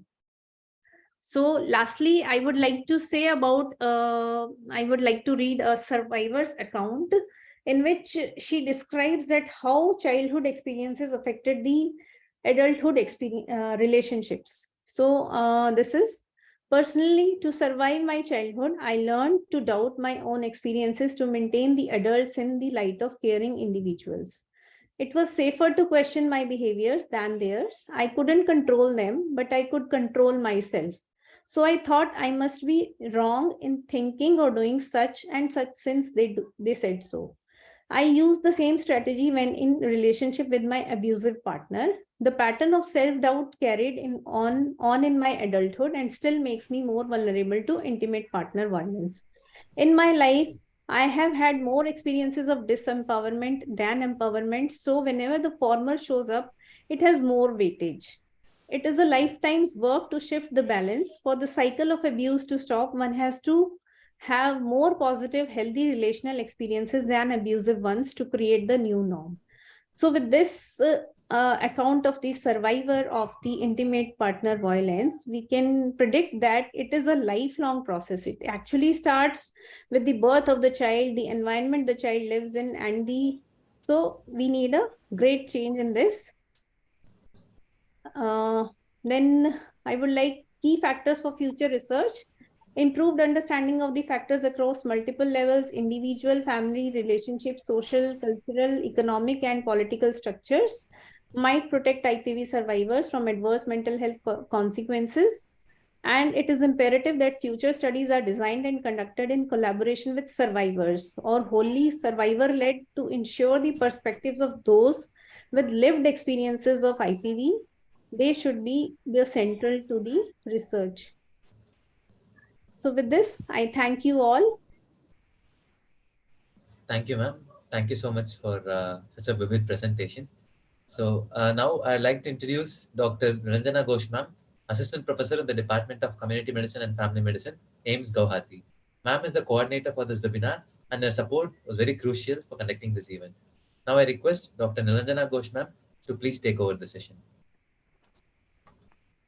Thank you, Dr. Venkatesh, for that beautiful introduction. But I must say it goes a long way, and we are all, it's a teamwork. And thank you everyone for just making this happen. With this, I will introduce our OC sir. He is officer in charge of Kalyani, Anirban Basu sir, for his just a brief deliberation. Sir, are you there? With Anirban Basu sir, okay, then we will move. He is there, but I think his audio is switched off. I'll connect with him later. With this, I'll move on to Namrata ma'am. Am I audible? Yes, ma'am, you are audible. Yeah. So I'll move on to Namrata ma'am. Namrata ma'am, ma'am, are you there? Yes. Yeah. So ma'am, just we're moving on to you. We have few questions. And then we'll again go to Tanu ma'am and Poonam Joshi ma'am for the presentations, which will again encourage us and empower us more. But before we move on, actually ma'am just told me to give her name, and she is a lawyer in her own right, and she is associated with State Commission of Women. Her area of interests lie with women and child development, and a lot of work has gone into it. With this brief introduction, and may I start with few questions which we all have actually, and it will be very kind if we can have your, the input from your end, what it is actually like. We have these doubts. A woman who faces IPV will not break the silence, more in higher socioeconomic strata than in lower socioeconomic strata. Cheating, infidelity, adultery, deception, to abuse, whatever be it, women will not speak. Because finally, at the end of the day, they feel it is finally your ghar ka mamla hai, and let's sort it out. Other people will say, try to sort it out at home before other people know of it. So is this generalization, is this idea right? Or do we need to come out openly about it? First of all, I want to convey my thanks to the Paramita Madam, coordinator of this program, and Ashish, Dr. Ashish, who has did a wonderful work to make us together and for our presentation, and Nilanjana, the wonderful writer and developer draft for this seminar. I want to say you one thing, whatever situation, I mean, we are discussing about the intimate partner violence or way. The first thing is what is happening. I'm not saying this is good or bad. The main thing is that there is a denial. We are denying everything. We are denying that there is no such things happen. That is the main, I am saying, main root cause of these things. First is it is a denial, because my father was beating my mother. I have seen, and I grown up with that mindset, and I got married, and I have seen my husband is abusive, then my child is seeing in the same way. So it is a vicious circle. So previous generation was more violent than this generation, and the coming generation has a different kind of violence they are with their partners. So first of all, why your question is that whether it happens or not. This was the my question is not exactly it happens or not. My question is, well, like peers, neighbors, if we know some IPV victim is there, violence is not physical. So how do we go about it with the legal help? Or so should we seek a legal help? That's why I'm telling you, it's our neighbor, our family, our community, our Samaj people, or whatever we belong to, which religious group or whatever group, whether we are from rural background or we are from semi-urban or metro city girl, whatever it is, there is a denial. We don't want to intervene others' mamla. This is the one thing. We have that very kind of stereotype thing in our mind. Okay, this is their private matter. We should not, because how could I intervene into my neighbor's incident if she is suffering from any kind of violence from her partner? Because we are also subjected to that. In our family also it happens. It is not that our family is coming from Mars or Venus and we are a very happy family and very good community. Only it happens to this family or that girl to that girl. Because it is everywhere. It is everywhere. Whether the people who are speaking here, I'm telling you, who are wonderful doctors, police person, coordinators, more or less, whether it is a mental harassment, it is emotional violence or physical, everybody has faced in their life. Nobody can deny it. Whether it might not be in that manner, but in this stage or in childhood or in younger age or adolescent period with a live-in partner or with husband or parents or brothers or sister, we face. That is, we have to accept. So what happened? The community doesn't want to intervene in that. When community enter, whether it's a Kha Panchayat or a Samaj, they are sitting kangaroo court, when the family is in a lower status, when they are more vulnerable to that, then the community decide, okay, we will fix our diktat. Okay, you should do this, you should not do that. That kind of approach is there, because not only within the family, outside family, we are in an unequal relationship. We are classified by our class, our status, our monetary status, whether we are in job or in business, whether we are in army or we are civilians, whether we are from this religious group or whether we are belongs to minority.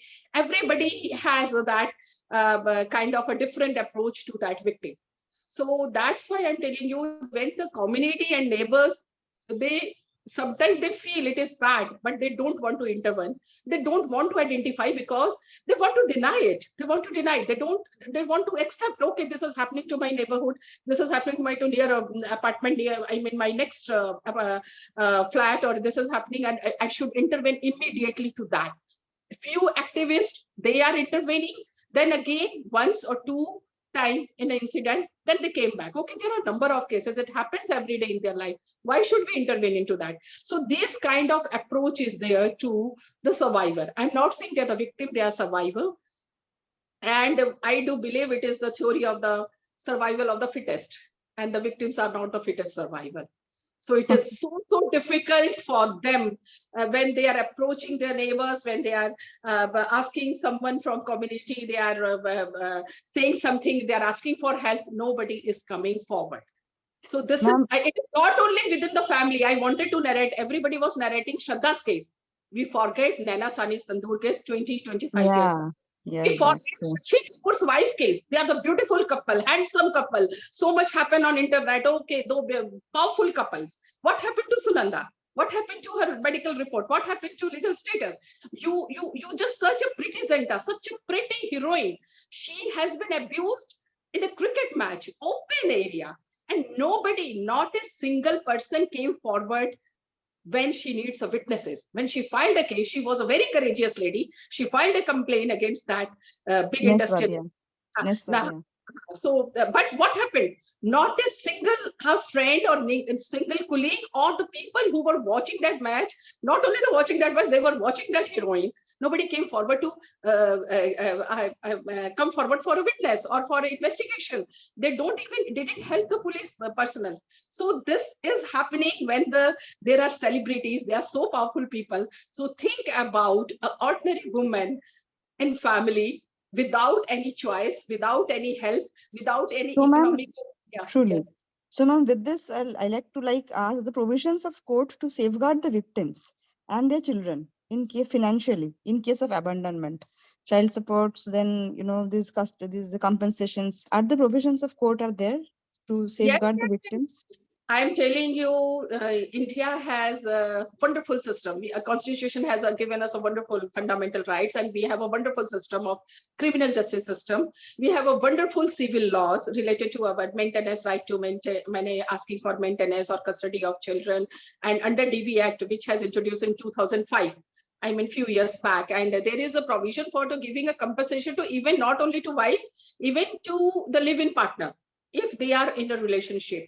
And there is a provision for to right to residence. Suppose a husband is saying, get out from my house. The first thing when the husband and wife are fighting, or there is any abuse or any kind of violence on partner, the first thing is okay, first they beat and they say, okay, get out from my family. So there is no place for her to go out with small children or without children. So there is a provision. There is a wonderful provision legally.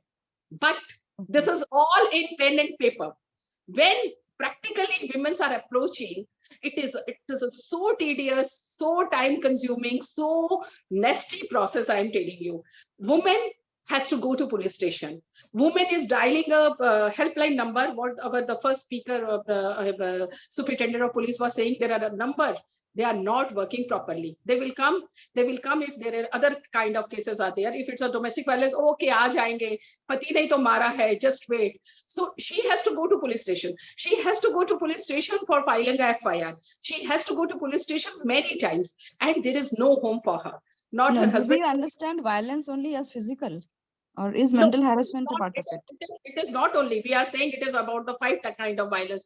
There is a verbal, physical, sexual, emotional, economical. So we can't confine it to a physical. But for every part, we have these legal laws. The compensations and all are there. Yes.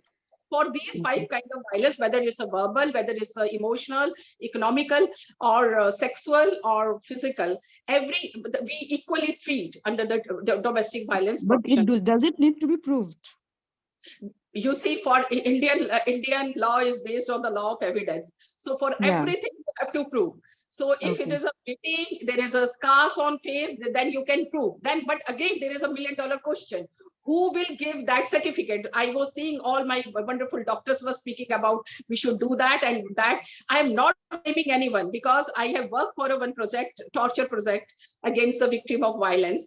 So we have seen the handwritten statement of doctors. Okay, I'm not against anyone. I'm sharing my experience. So those writings are not narrative. It is always the least one. Injury, yes. Okay, old or new, that's all. So in the court of law, you cannot prove on the forensic basis or in this doctor medical report. So most of the person get acquitted, acquittal hota hai, khalas ho jata hai because of this medical report. It hasn't proven. And for the emotional, economical, and verbal, you cannot prove.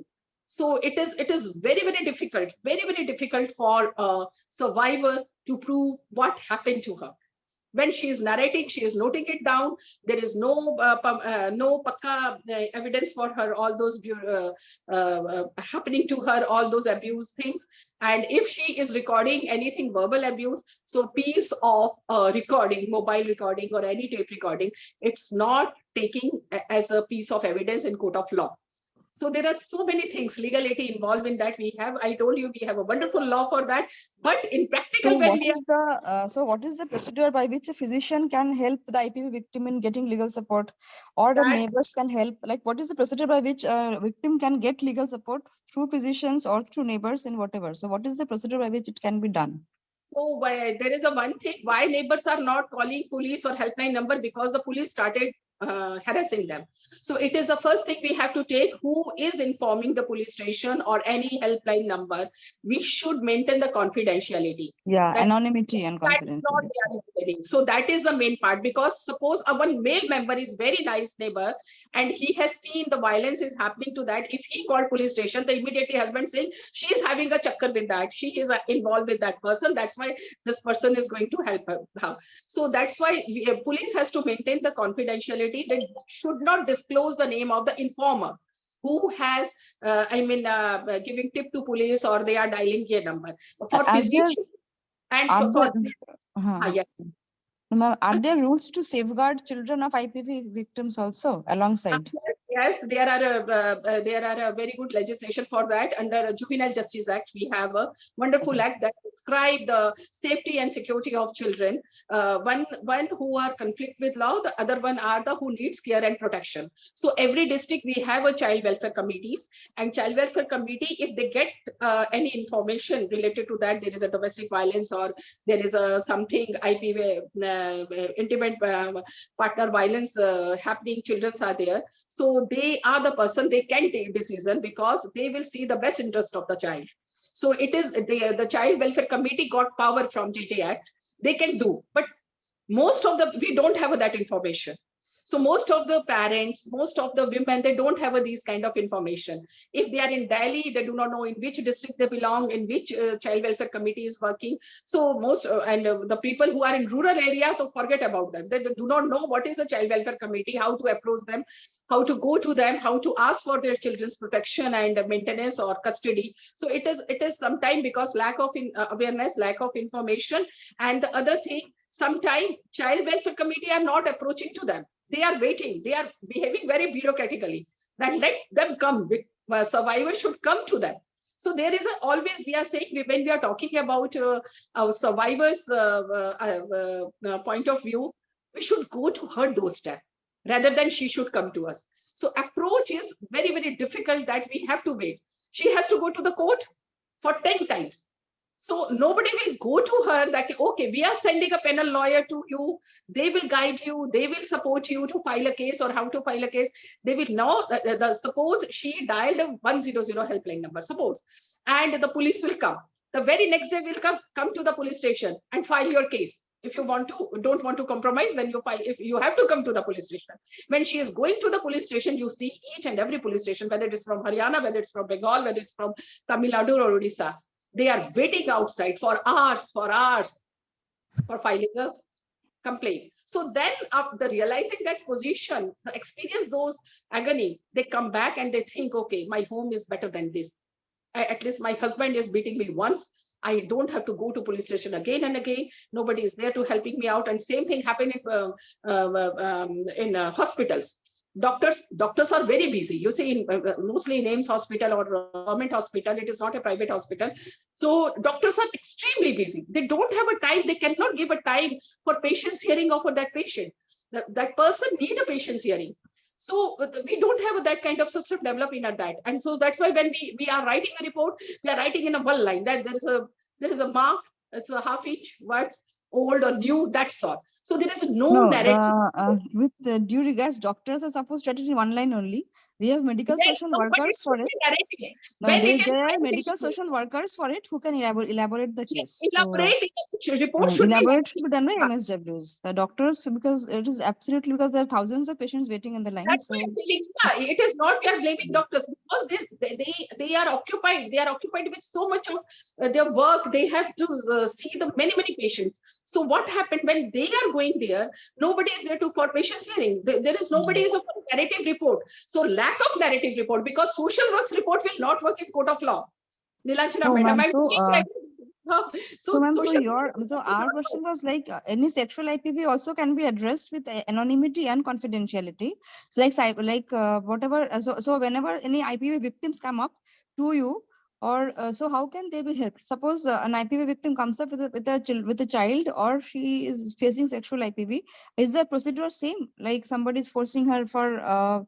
Or is there some other procedure of maintaining anonymity? Same. Or whether they are from domestic, they are from living relationship, they are from outside, they are from sex worker children, whatever. It is procedure is totally same for each and everyone. Thank you, ma'am. That was very nice. We would have loved to connect more. With this, Yes. we come to end of the short discussion, though we look forward to more of your expertise and evidence-based It's information not on it. it is So, my experience I'm telling you, yeah, because yes, I was ma'am. in Juvenile Justice Board, I was in Child Welfare Committee, I have seen that work. I was in Women Commission, and when the people are coming, there is so much of negotiation from the victim side's parents. Okay, let him go back, let him force her to go back, don't send her back to here, because everybody wants now, if the married daughter will come to there, it will again create disturb to our son's life. So parents are forcing them, family is forcing them to go out and adjust with your husband or with your partner. That is the worst mindset, actually. So, so because with this, no choice. We don't have any choice. We don't have. yeah, So we will connect more with you, ma'am, definitely in time to come. And Thank you. with this, we come to the end of this wonderful session. And now I will like to introduce our OC, sir, Anirban Basu, sir. Sir, are you available? Sir's video is switched off, actually. Anirban Basu, sir. Yeah, sir. So welcome, sir. Sir has been very kind despite his busy schedule, and we know how busy he is. I think more than us, the sir is busy, and still he could find out time. He came to our place. He had this good discussion with us.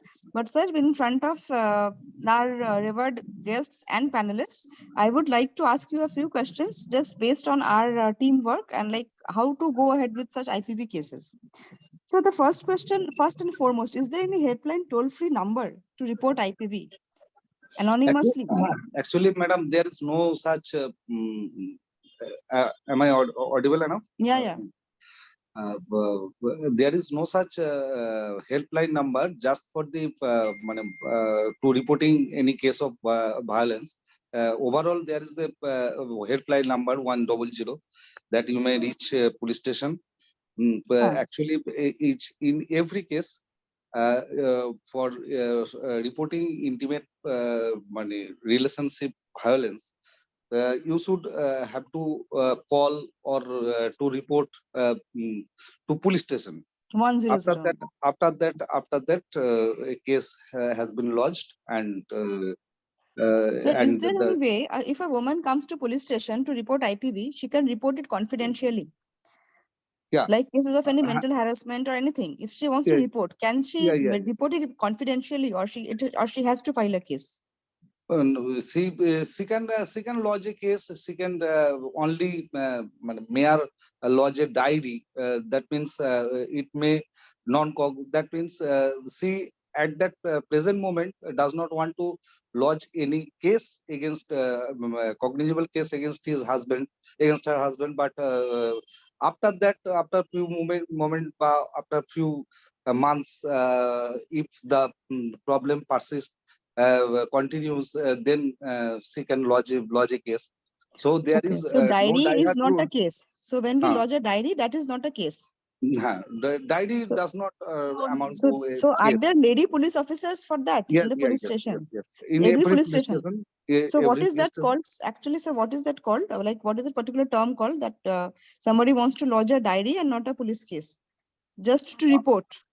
Just to report that, please, that means she wants to say that at that present moment, she is not ready to lodge a case against her husband. At that time, we try to actually negotiate the matter after calling her husband, or try to adjust the family or reconciliation of the family, because in Bengali, there is a lot of problem that the lady, the victim girls are too much suffering from her husband, but she does not want to cut off the relationship with her husband. With him, there is we see it is our experience that almost every lady don't want to cut off the relationship with her husband at the very first moment. Sir, one thing more. So in cases of, sir, say suppose somebody is threatening or somebody is threatening for any threats are there. So this can also be lodged as diary, but Yeah. to a lady police officer. But sir, Ha, does this diary has any legal value later on? Yes. Or Diary is also a legal and value. once the diary is done, is it confidential? That was one more Yes, question. Is it totally confidential? confidential. Totally So that will confidential. not go to the husband, or that will not No. go to the wife, the spouse. At, in this case, we generally look very closely, keeping close watch to her husband, and we gather evidences at that time, and when we become sure that he is totally involved in harassing his wife, and also his wife is also does not want to want to continue the relationship. At that time, we pursue that victim to lodge an FIR and to Okay, start so a that case. gets changed. So thank you, Yes. sir. That was really a good piece of information. We were not aware of that. Sir, and how do we deal with cyber crimes? Have you faced cyber crimes? Like Yes, somebody's taking a body video and photo and then forcing the wife to do something or the husband to do something like that. there are IT Act, Okay. IT Act in that cases. There are many cases which are non-bailable in nature. We should lodge a case Okay, sir. in cyber crime Okay, sir. cases or any general cases. In that situation, the case has been generally lodged in IT Act. Acha. Okay, sir. Thank Information you so and much, sir. Technology. With this, we come to the short deliberation, but we will connect more on it, and we will meet you sir, soon after the presentation for sure. Thank you so much for your time. Thank sir. you, ma'am. Thank you. Thank you so Thank much, sir. you. With this, I will introduce our next resource person, Tanu ma'am. She was supposed to be with just before this, but actually OC sir had some work, so we had to just flip it a bit. Ma'am has done her PhD from AIIMS in clinical psychology, and she has been an invited speaker, and her paper presentations have been many on the related topic. She is nominated for attending national consultation on CMH on 19th and 20th of November at NEEMS Bangalore, and she is deeply interested in child psychology and adolescent psychology and mental health as well. Welcome, ma'am, for your presentation. Tanu, ma'am. Are the slides visible?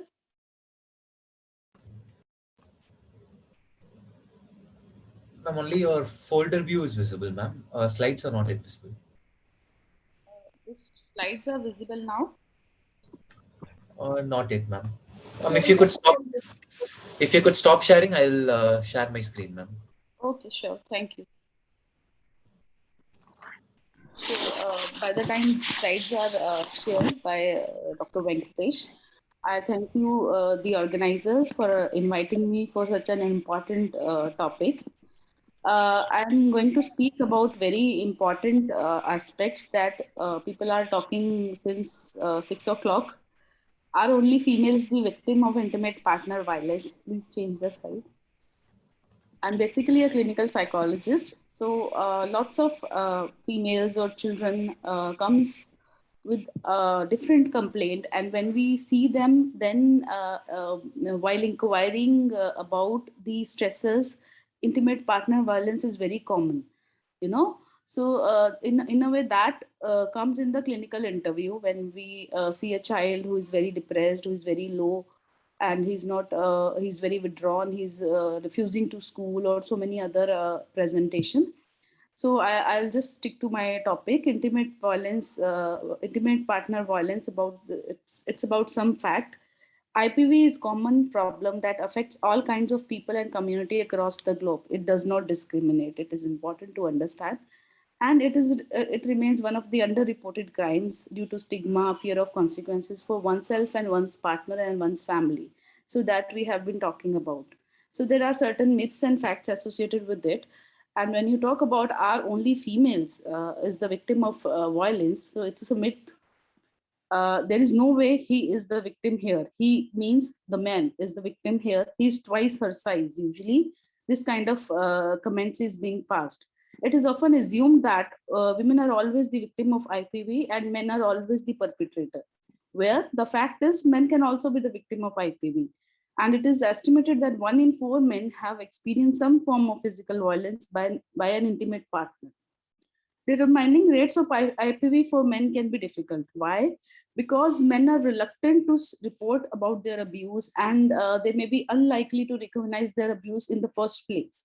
You know, they think due to the gender-based, the upbringing and other cultural this thing, that people would consider men to be the perpetrator more often as compared to the female. Next slide. So, however, it is important to acknowledge women are disproportionately victims of IPV. Though men can be a victim, but women are more likely to be the victim, and the prevalence is more in females, which says 1 in 3 women have experienced some form of physical violence from an intimate partner in their lifetime. So this appears to be an average worldwide, where prevalence rates have been found to range between 24% to as high as 38%. This has been highlighted by Dr. Ashish also. The next question that was raised for me: why don't victims of IPV report continue to stay in relationships with perpetrator? There is a long debate ongoing on this. I think we need to understand the cycle of abuse before moving ahead to understand why this happens. So what happens in abuse? There is a phase of tension building where a person may show some signs of violence. He will throw some objects, he will just roam here and there, he was restless, and then the incident actually happens. Something triggers his mind and he just throws the aggression and violence. And then there is a phase of reconciliation where the perpetrator apologizes to the victim, and he will reassure the victim that this will not happen, this phenomena will not happen, please excuse me, please sorry, please forgive me. So those kind of reconciliations happens, and then there is a phase of calm where there is no violence, everything is going smooth, and suddenly again there is a phase of tension building. So it goes on in a cycle. So you need to understand women who are victim or men who are victim, they remain in the circle, and it is very difficult to get out of this circle. So if they want to get out, if they want to report, they have to like break the circle. Next slide. So this slide has already been shared by Dr.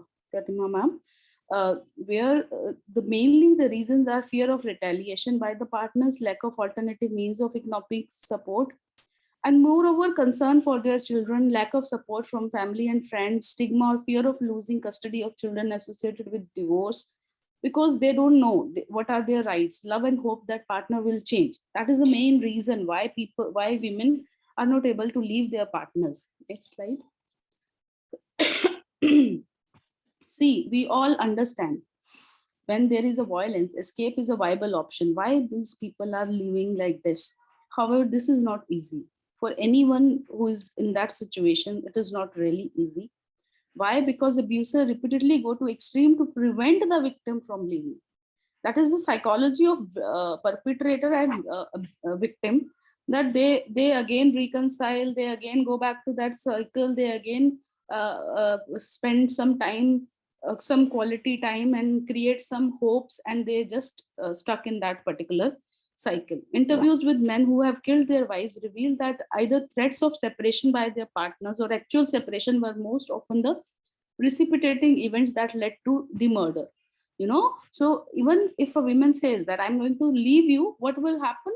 That the extreme step can be taken by the perpetrator. And there are certain barriers to escape. The fear that abuser's action will become more violent, more lethal, and unsupportive family and friends. Sometimes knowledge of difficulties of single parenting and reduced financial support.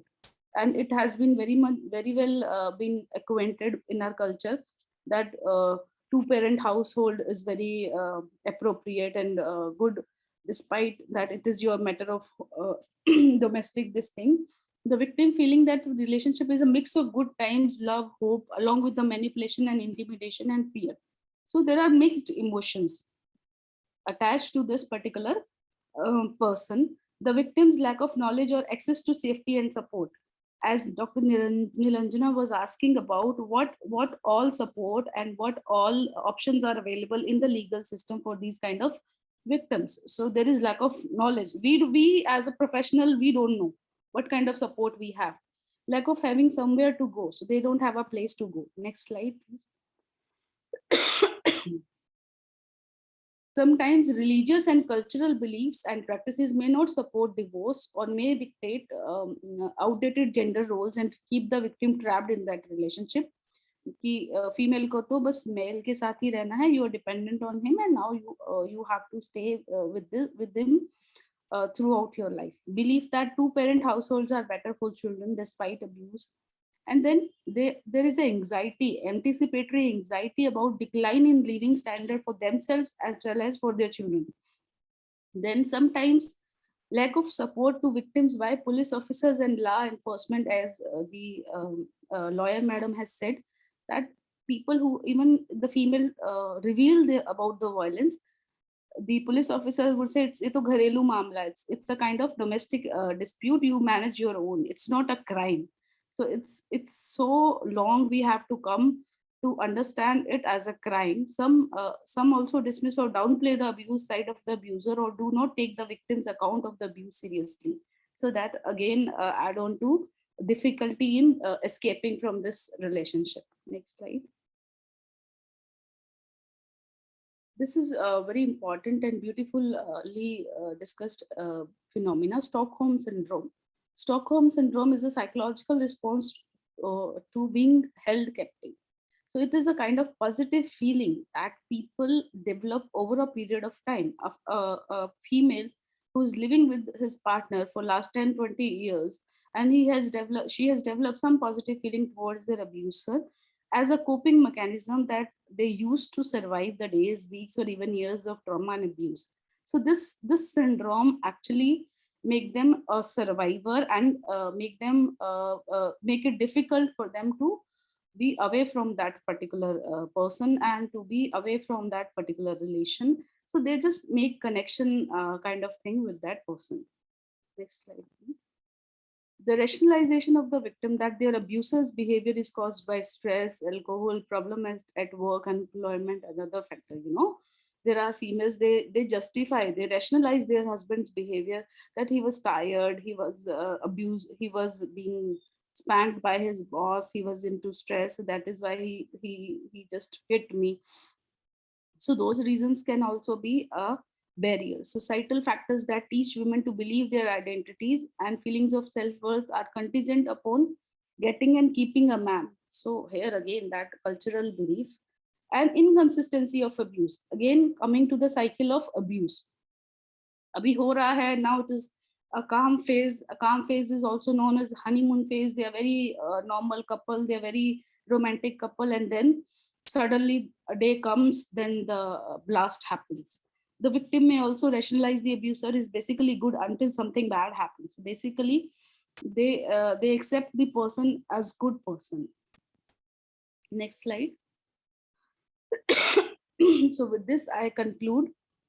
The risk of staying may be very high. Simply leaving the relationship does not guarantee that the abuse will stop. In fact, the period during which a woman is planning or making her exit is often the most dangerous time for her and her children. And it is common for perpetrators to threaten to harm or even kill their partners or children if she leaves.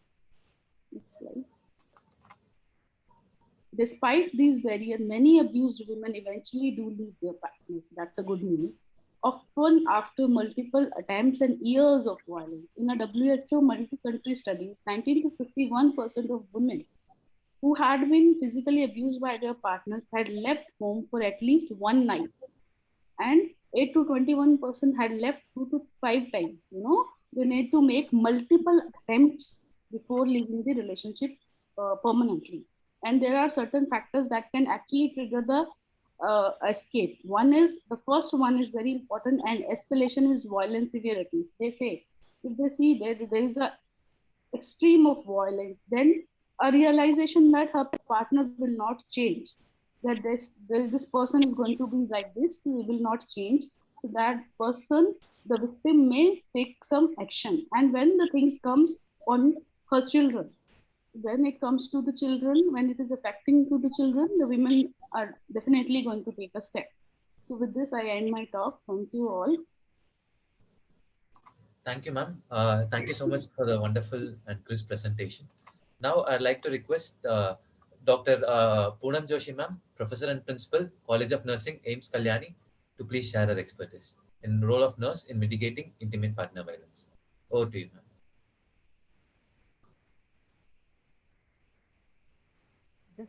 Just a minute. Let me share my screen. Ma'am, I can present it, ma'am. Okay. Yes.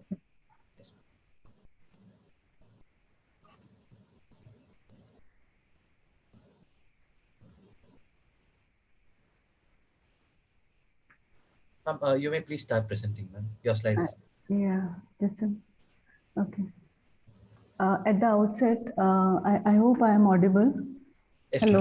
Yes, ma'am. At the outset, I would like to thank the organizers, the organizing secretary, Dr. Ashish Pundir, and the chairperson, Madam Parmita, and AMA for giving me this opportunity to deliberate on role of nurse in mitigating the violence. As the previous speakers, the experts in today's panel, they have already deliberated a lot on IPV, intimate partner violence. It's a very significant health problem and a social care issue, which is having an epidemic proportion. And this is considered to be one of the prevalent forms of domestic violence, as it has been told to us by the previous speakers. Next slide, please. Intimate partner violence, it affects a significant number of individuals and families worldwide. And you will find there is, which is intersecting the cultural, religious, genetic, and ethnic boundaries.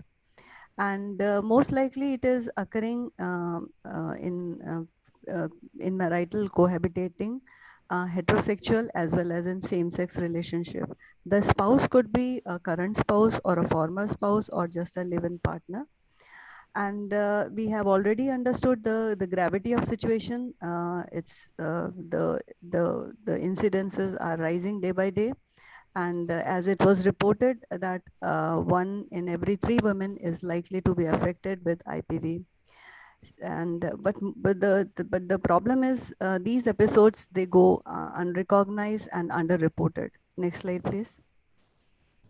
So prevalence in India, again, NCRB, according to NCRB, from the year 2020 to 2021, there has been a significant increase in the IPV, that is around 15%. And again, the reporting rate is relatively low. And the rate of reported dowry deaths and abatement to suicide is around 2% and 1% respectively in the year 2018 as per the available statistics. We have already understood different types of IPV which can happen to an individual. Could be physical, psychological, sexual. Multiple body systems get affected. And they may come to the hospital. It could be the emergency department, or could be OPD, any department like gynecology, pediatrics. If it's an adolescent, then it could be the medicine, psychiatry department. So they also present many times with musculoskeletal injuries and the burn injuries. Next slide, please. So impact is already well known, and it has a very devastating effect on the life of an individual. Various body systems are affected, and sometimes she can be pushed to death. And definitely there is also economic cost to the society because of intimate partner violence. Next slide, please. Now, as healthcare professional, what is our role? The nurses are going to be considered as very important team of the healthcare team, and they are the important members. And they are the one who are coming in first contact with these patients. So their responsibility is to identify and to give the interventions and manage the IPV along with the other healthcare team members.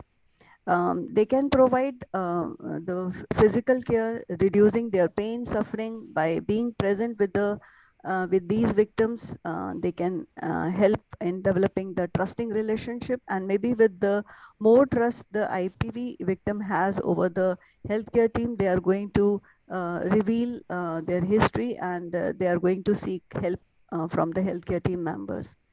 And it's a very complex issue. There are so many complexities of IPV which we all need to understand, and we have to be sensitive to this issue.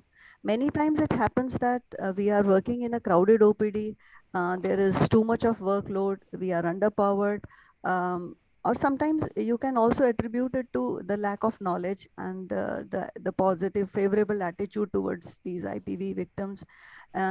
Offering the helping hands to these victims can be one of the reasons that we are not able to give them a timely, appropriate help. So as first line of support, the healthcare workers, including the nurses, they have to identify and they have to take the measures and do the appropriate referral if required. Before we talk about the management, it's all next slide. It is also our responsibility to participate in the society, in the community, by being present in the community as the responsible citizen of the society, the country. We have to ensure that we are sensitizing the people by organizing frequent educational sessions, taking the help of the influential adults, peers in the society. Our objective is to empower the women, making them aware of their rights, what are the options available to them, how to get out of this vicious cycle. It's very much true that, as the previous speakers have said, it is very hard to stay and more harder is to leave the relationship. So they require our support throughout. And once we have identified any victim, we need to do the regular follow-up, find out how she is doing, and making ourselves available all the time for help. And when these victims are reporting to us in the hospital, it is our duty to participate in history taking. At times, in the presence of the perpetrator, they may not be able to reveal the facts. So in that situation, maybe ensuring confidentiality and privacy, taking them to the restroom, the detailed history can be taken. And ideally, the universal screening should be done as part of early identification. And there are a number of tools available, as it has been said. Hit scale is there, stat screening tool is there, and then danger assessment can be done, which is a kind of self-report a victim of IPV can be allowed to fill up, in which she is asked about the frequency of the incidents, the episodes, whether they are increasing in frequency, severity, and what are the other problems she's coming across. So these kind of questions can be asked by the nurses to the victims so as to get the detailed history. Next slide, please. So the role and the responsibilities are mainly to identify the abuse at the earliest, taking care of their physical health, whatever suffering they have. If it is a gynecological problem, we have to ensure that the gynecologist is called and and the IPV victim is properly treated. Similarly, musculoskeletal injuries also need to be taken care of by calling the experts, and attending to women's safety, providing support, providing advice, and making referral. At the same time, it is important to involve the law enforcing agencies as well as the police in making this victim safe. Next slide, please. But it has been seen that many times as healthcare workers, as nurses, we do not come forward. we have seen in our day-to-day practice. As I can recall my previous experience when I was working in the emergency department, we used to identify the victim, but we did not have, we could take care of their sufferings, we could relieve their pain, we could manage the injuries which they came with to us in the emergency department. We gave to some extent the psychological support, but after that we used to call the local authorities, the police, and then we used to think that our responsibility is over. But I was very much wrong at that time, and now I realize that our responsibilities are much more than just taking care of the wounds, suffering. Our also responsibilities to ensure health promotion, ensuring their rehabilitation, and making ourselves available all the time for their health. These are some of the anticipated barriers, but still after identifying these barriers, still we need to make sure that we are there for extending our support to the victims. So these barriers could be the language barrier, like I am in the West Bengal right now. Many times I find it difficult to communicate, but still we are learning the language. And at times nurses or the healthcare workers, they do not come forward considering their own safety. Who is there to support them and save them if they are coming forward to take care of the victims? So here comes the role of authorities. They have to make the healthcare workers also safe while they are working in the clinical area and taking care of the IPV victims. Similarly, the workload can also be redistributed. We can ensure adequate manpower in the healthcare settings, and any victim coming to us should be properly investigated, and we should call the experts for providing timely help. So lack of communication and collaboration between various stakeholders can consider to be another important anticipated barrier. So as a conclusion, I can say that nurses can play a very crucial, very important, useful role in identifying and managing the intimate partner violence by providing person-centered care to these victims. Thank you so much. Thank you very much, ma'am, for the wonderful presentation in highlighting the role of nurses in intimate partner violence. Now I open this forum for all our panelists. Do you have any closing remarks before Ashish sir could give the vote of thanks? I would like to request if anyone have any closing remarks, we can go ahead. But the sound is similar. Can't sing to that. Sukanto sir, Muniraj sir, do you have any closing remarks, sir?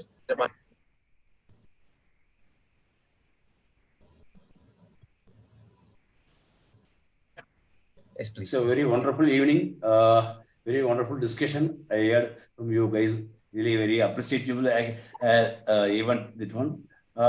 Madam, I was listened with the Bihar sub-inspector has told. Especially in UP, we are having women help desk. If who are having any problems, or for especially with any women or child, they are coming for police station. We are having women help desk, separate cabin is there. They can personally talk to women officers only. In that of setup we are having, they can develop each and every things whatever they have happened to them for during domestic violence, that is there. And also in UP we are having Mission Shakti program. In our Honorable Chief Minister sir used to conduct the Mission Shakti program. There our police personnel used to reach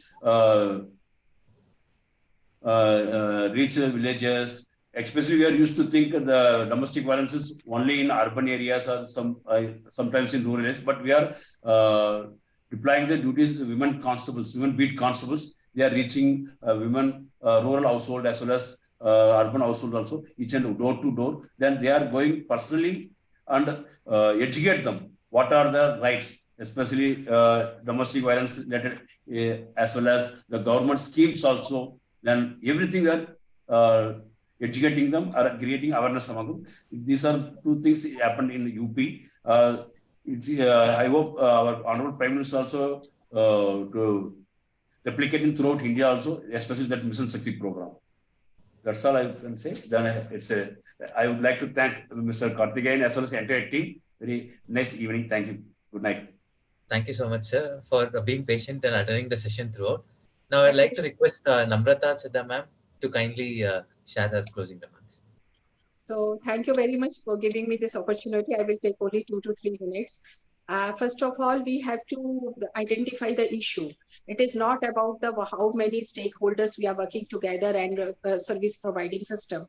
We are having a number of helpline numbers, number of platforms, Sakhi Center, One Stop Center.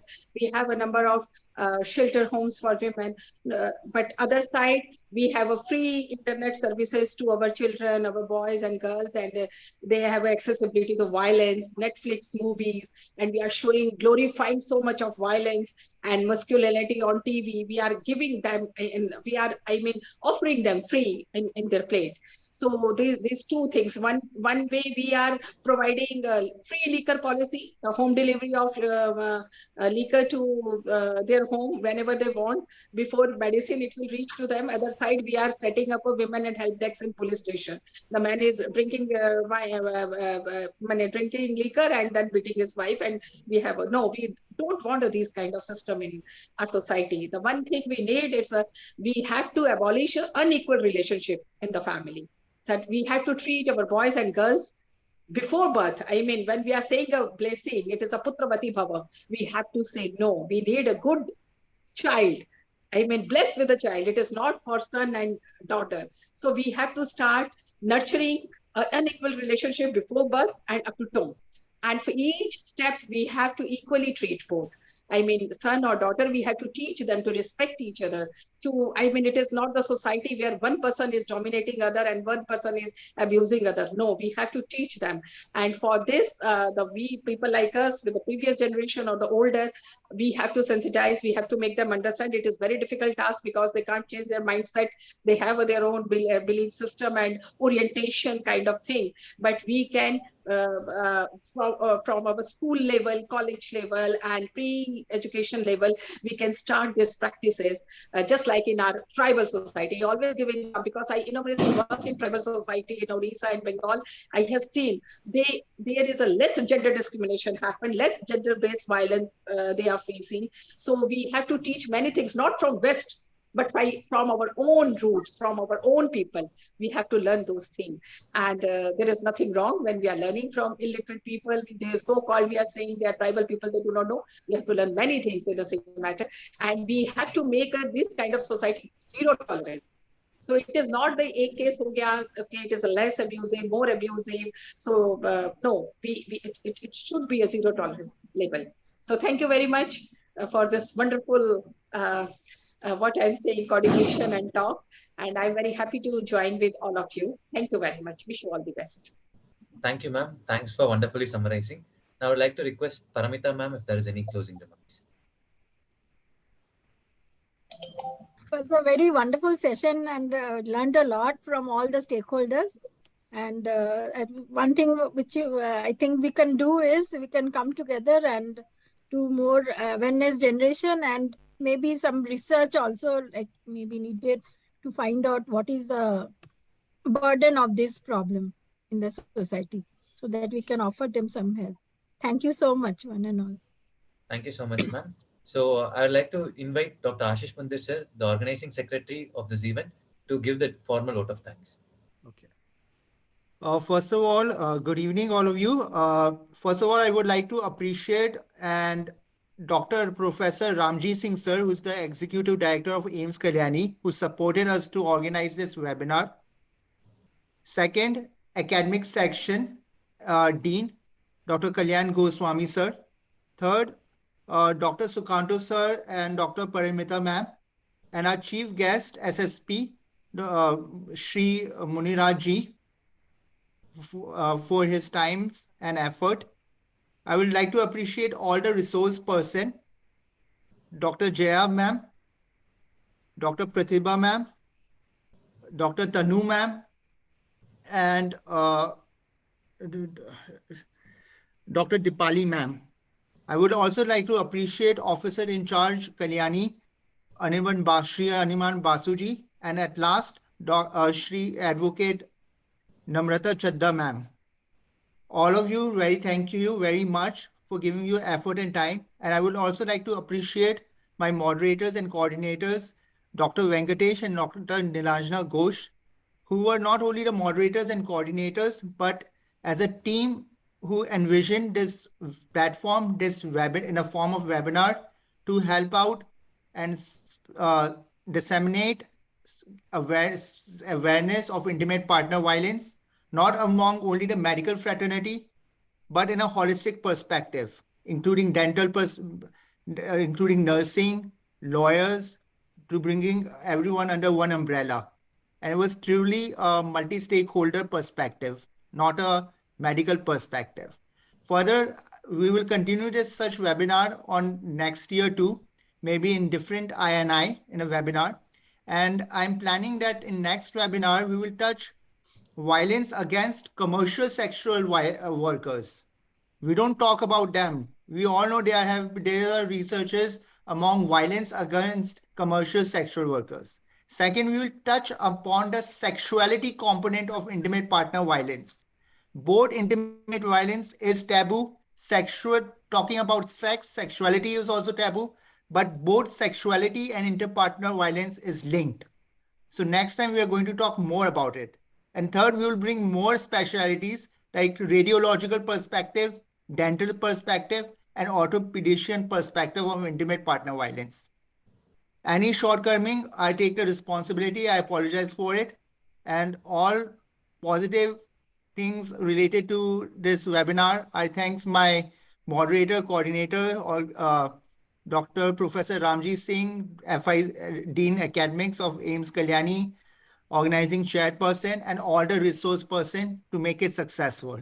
We will team up in future too, as there will be more scope to make a public health impact, not at one city, one state, but pan-India impact, and also worldwide, as I heard that worldwide.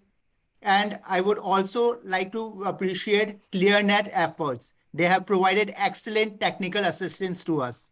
We will also coordinate with ClearNet in future. And by chance, if I'm missing anyone, I apologize from my heart, but I appreciate everyone, single person who coordinated, who cooperated, who contributed in any subtle, minor manner. Thank you very much. Good night. Thank you so much, sir. I once again thank Shri Muniraj IPS sir, Namrata ma'am, Paramita ma'am, Niranjana ma'am, Ashish sir, all our wonderful resource persons, and our 1,500 plus participants who are attending this live webinar for making this a grand success. Kindly fill the Google form, post-test form, which will be shared to you in your email. As a token of gratitude, e-certificate will be shared to you within a week's time. Thank you so much, everyone. We are closing now. Thank you. Can we have a pick together? Can we have a pick, webinar pick? All the resource person, can all please switch on, including ClearNet too. Yeah. We can have a pick together. Pick together, webinar pick. Whoever is available. Webinar pick, कैसे कर सकते हैं? ClearNet ma'am will help us. Can Batul madam help us how to take a photograph, ClearNet photograph? I'm taking the screenshot and will be sharing it in the group. Okay. Okay, so everybody please turn on your camera. आप कहाँ हो? आप भी नहीं हो? मैं आपके साथ ही हूँ. आप जहाँ पे हैं मैं वहीं पे हूँ. हाँ. Are we good to go? Shall we take one? Yeah. Smile, please.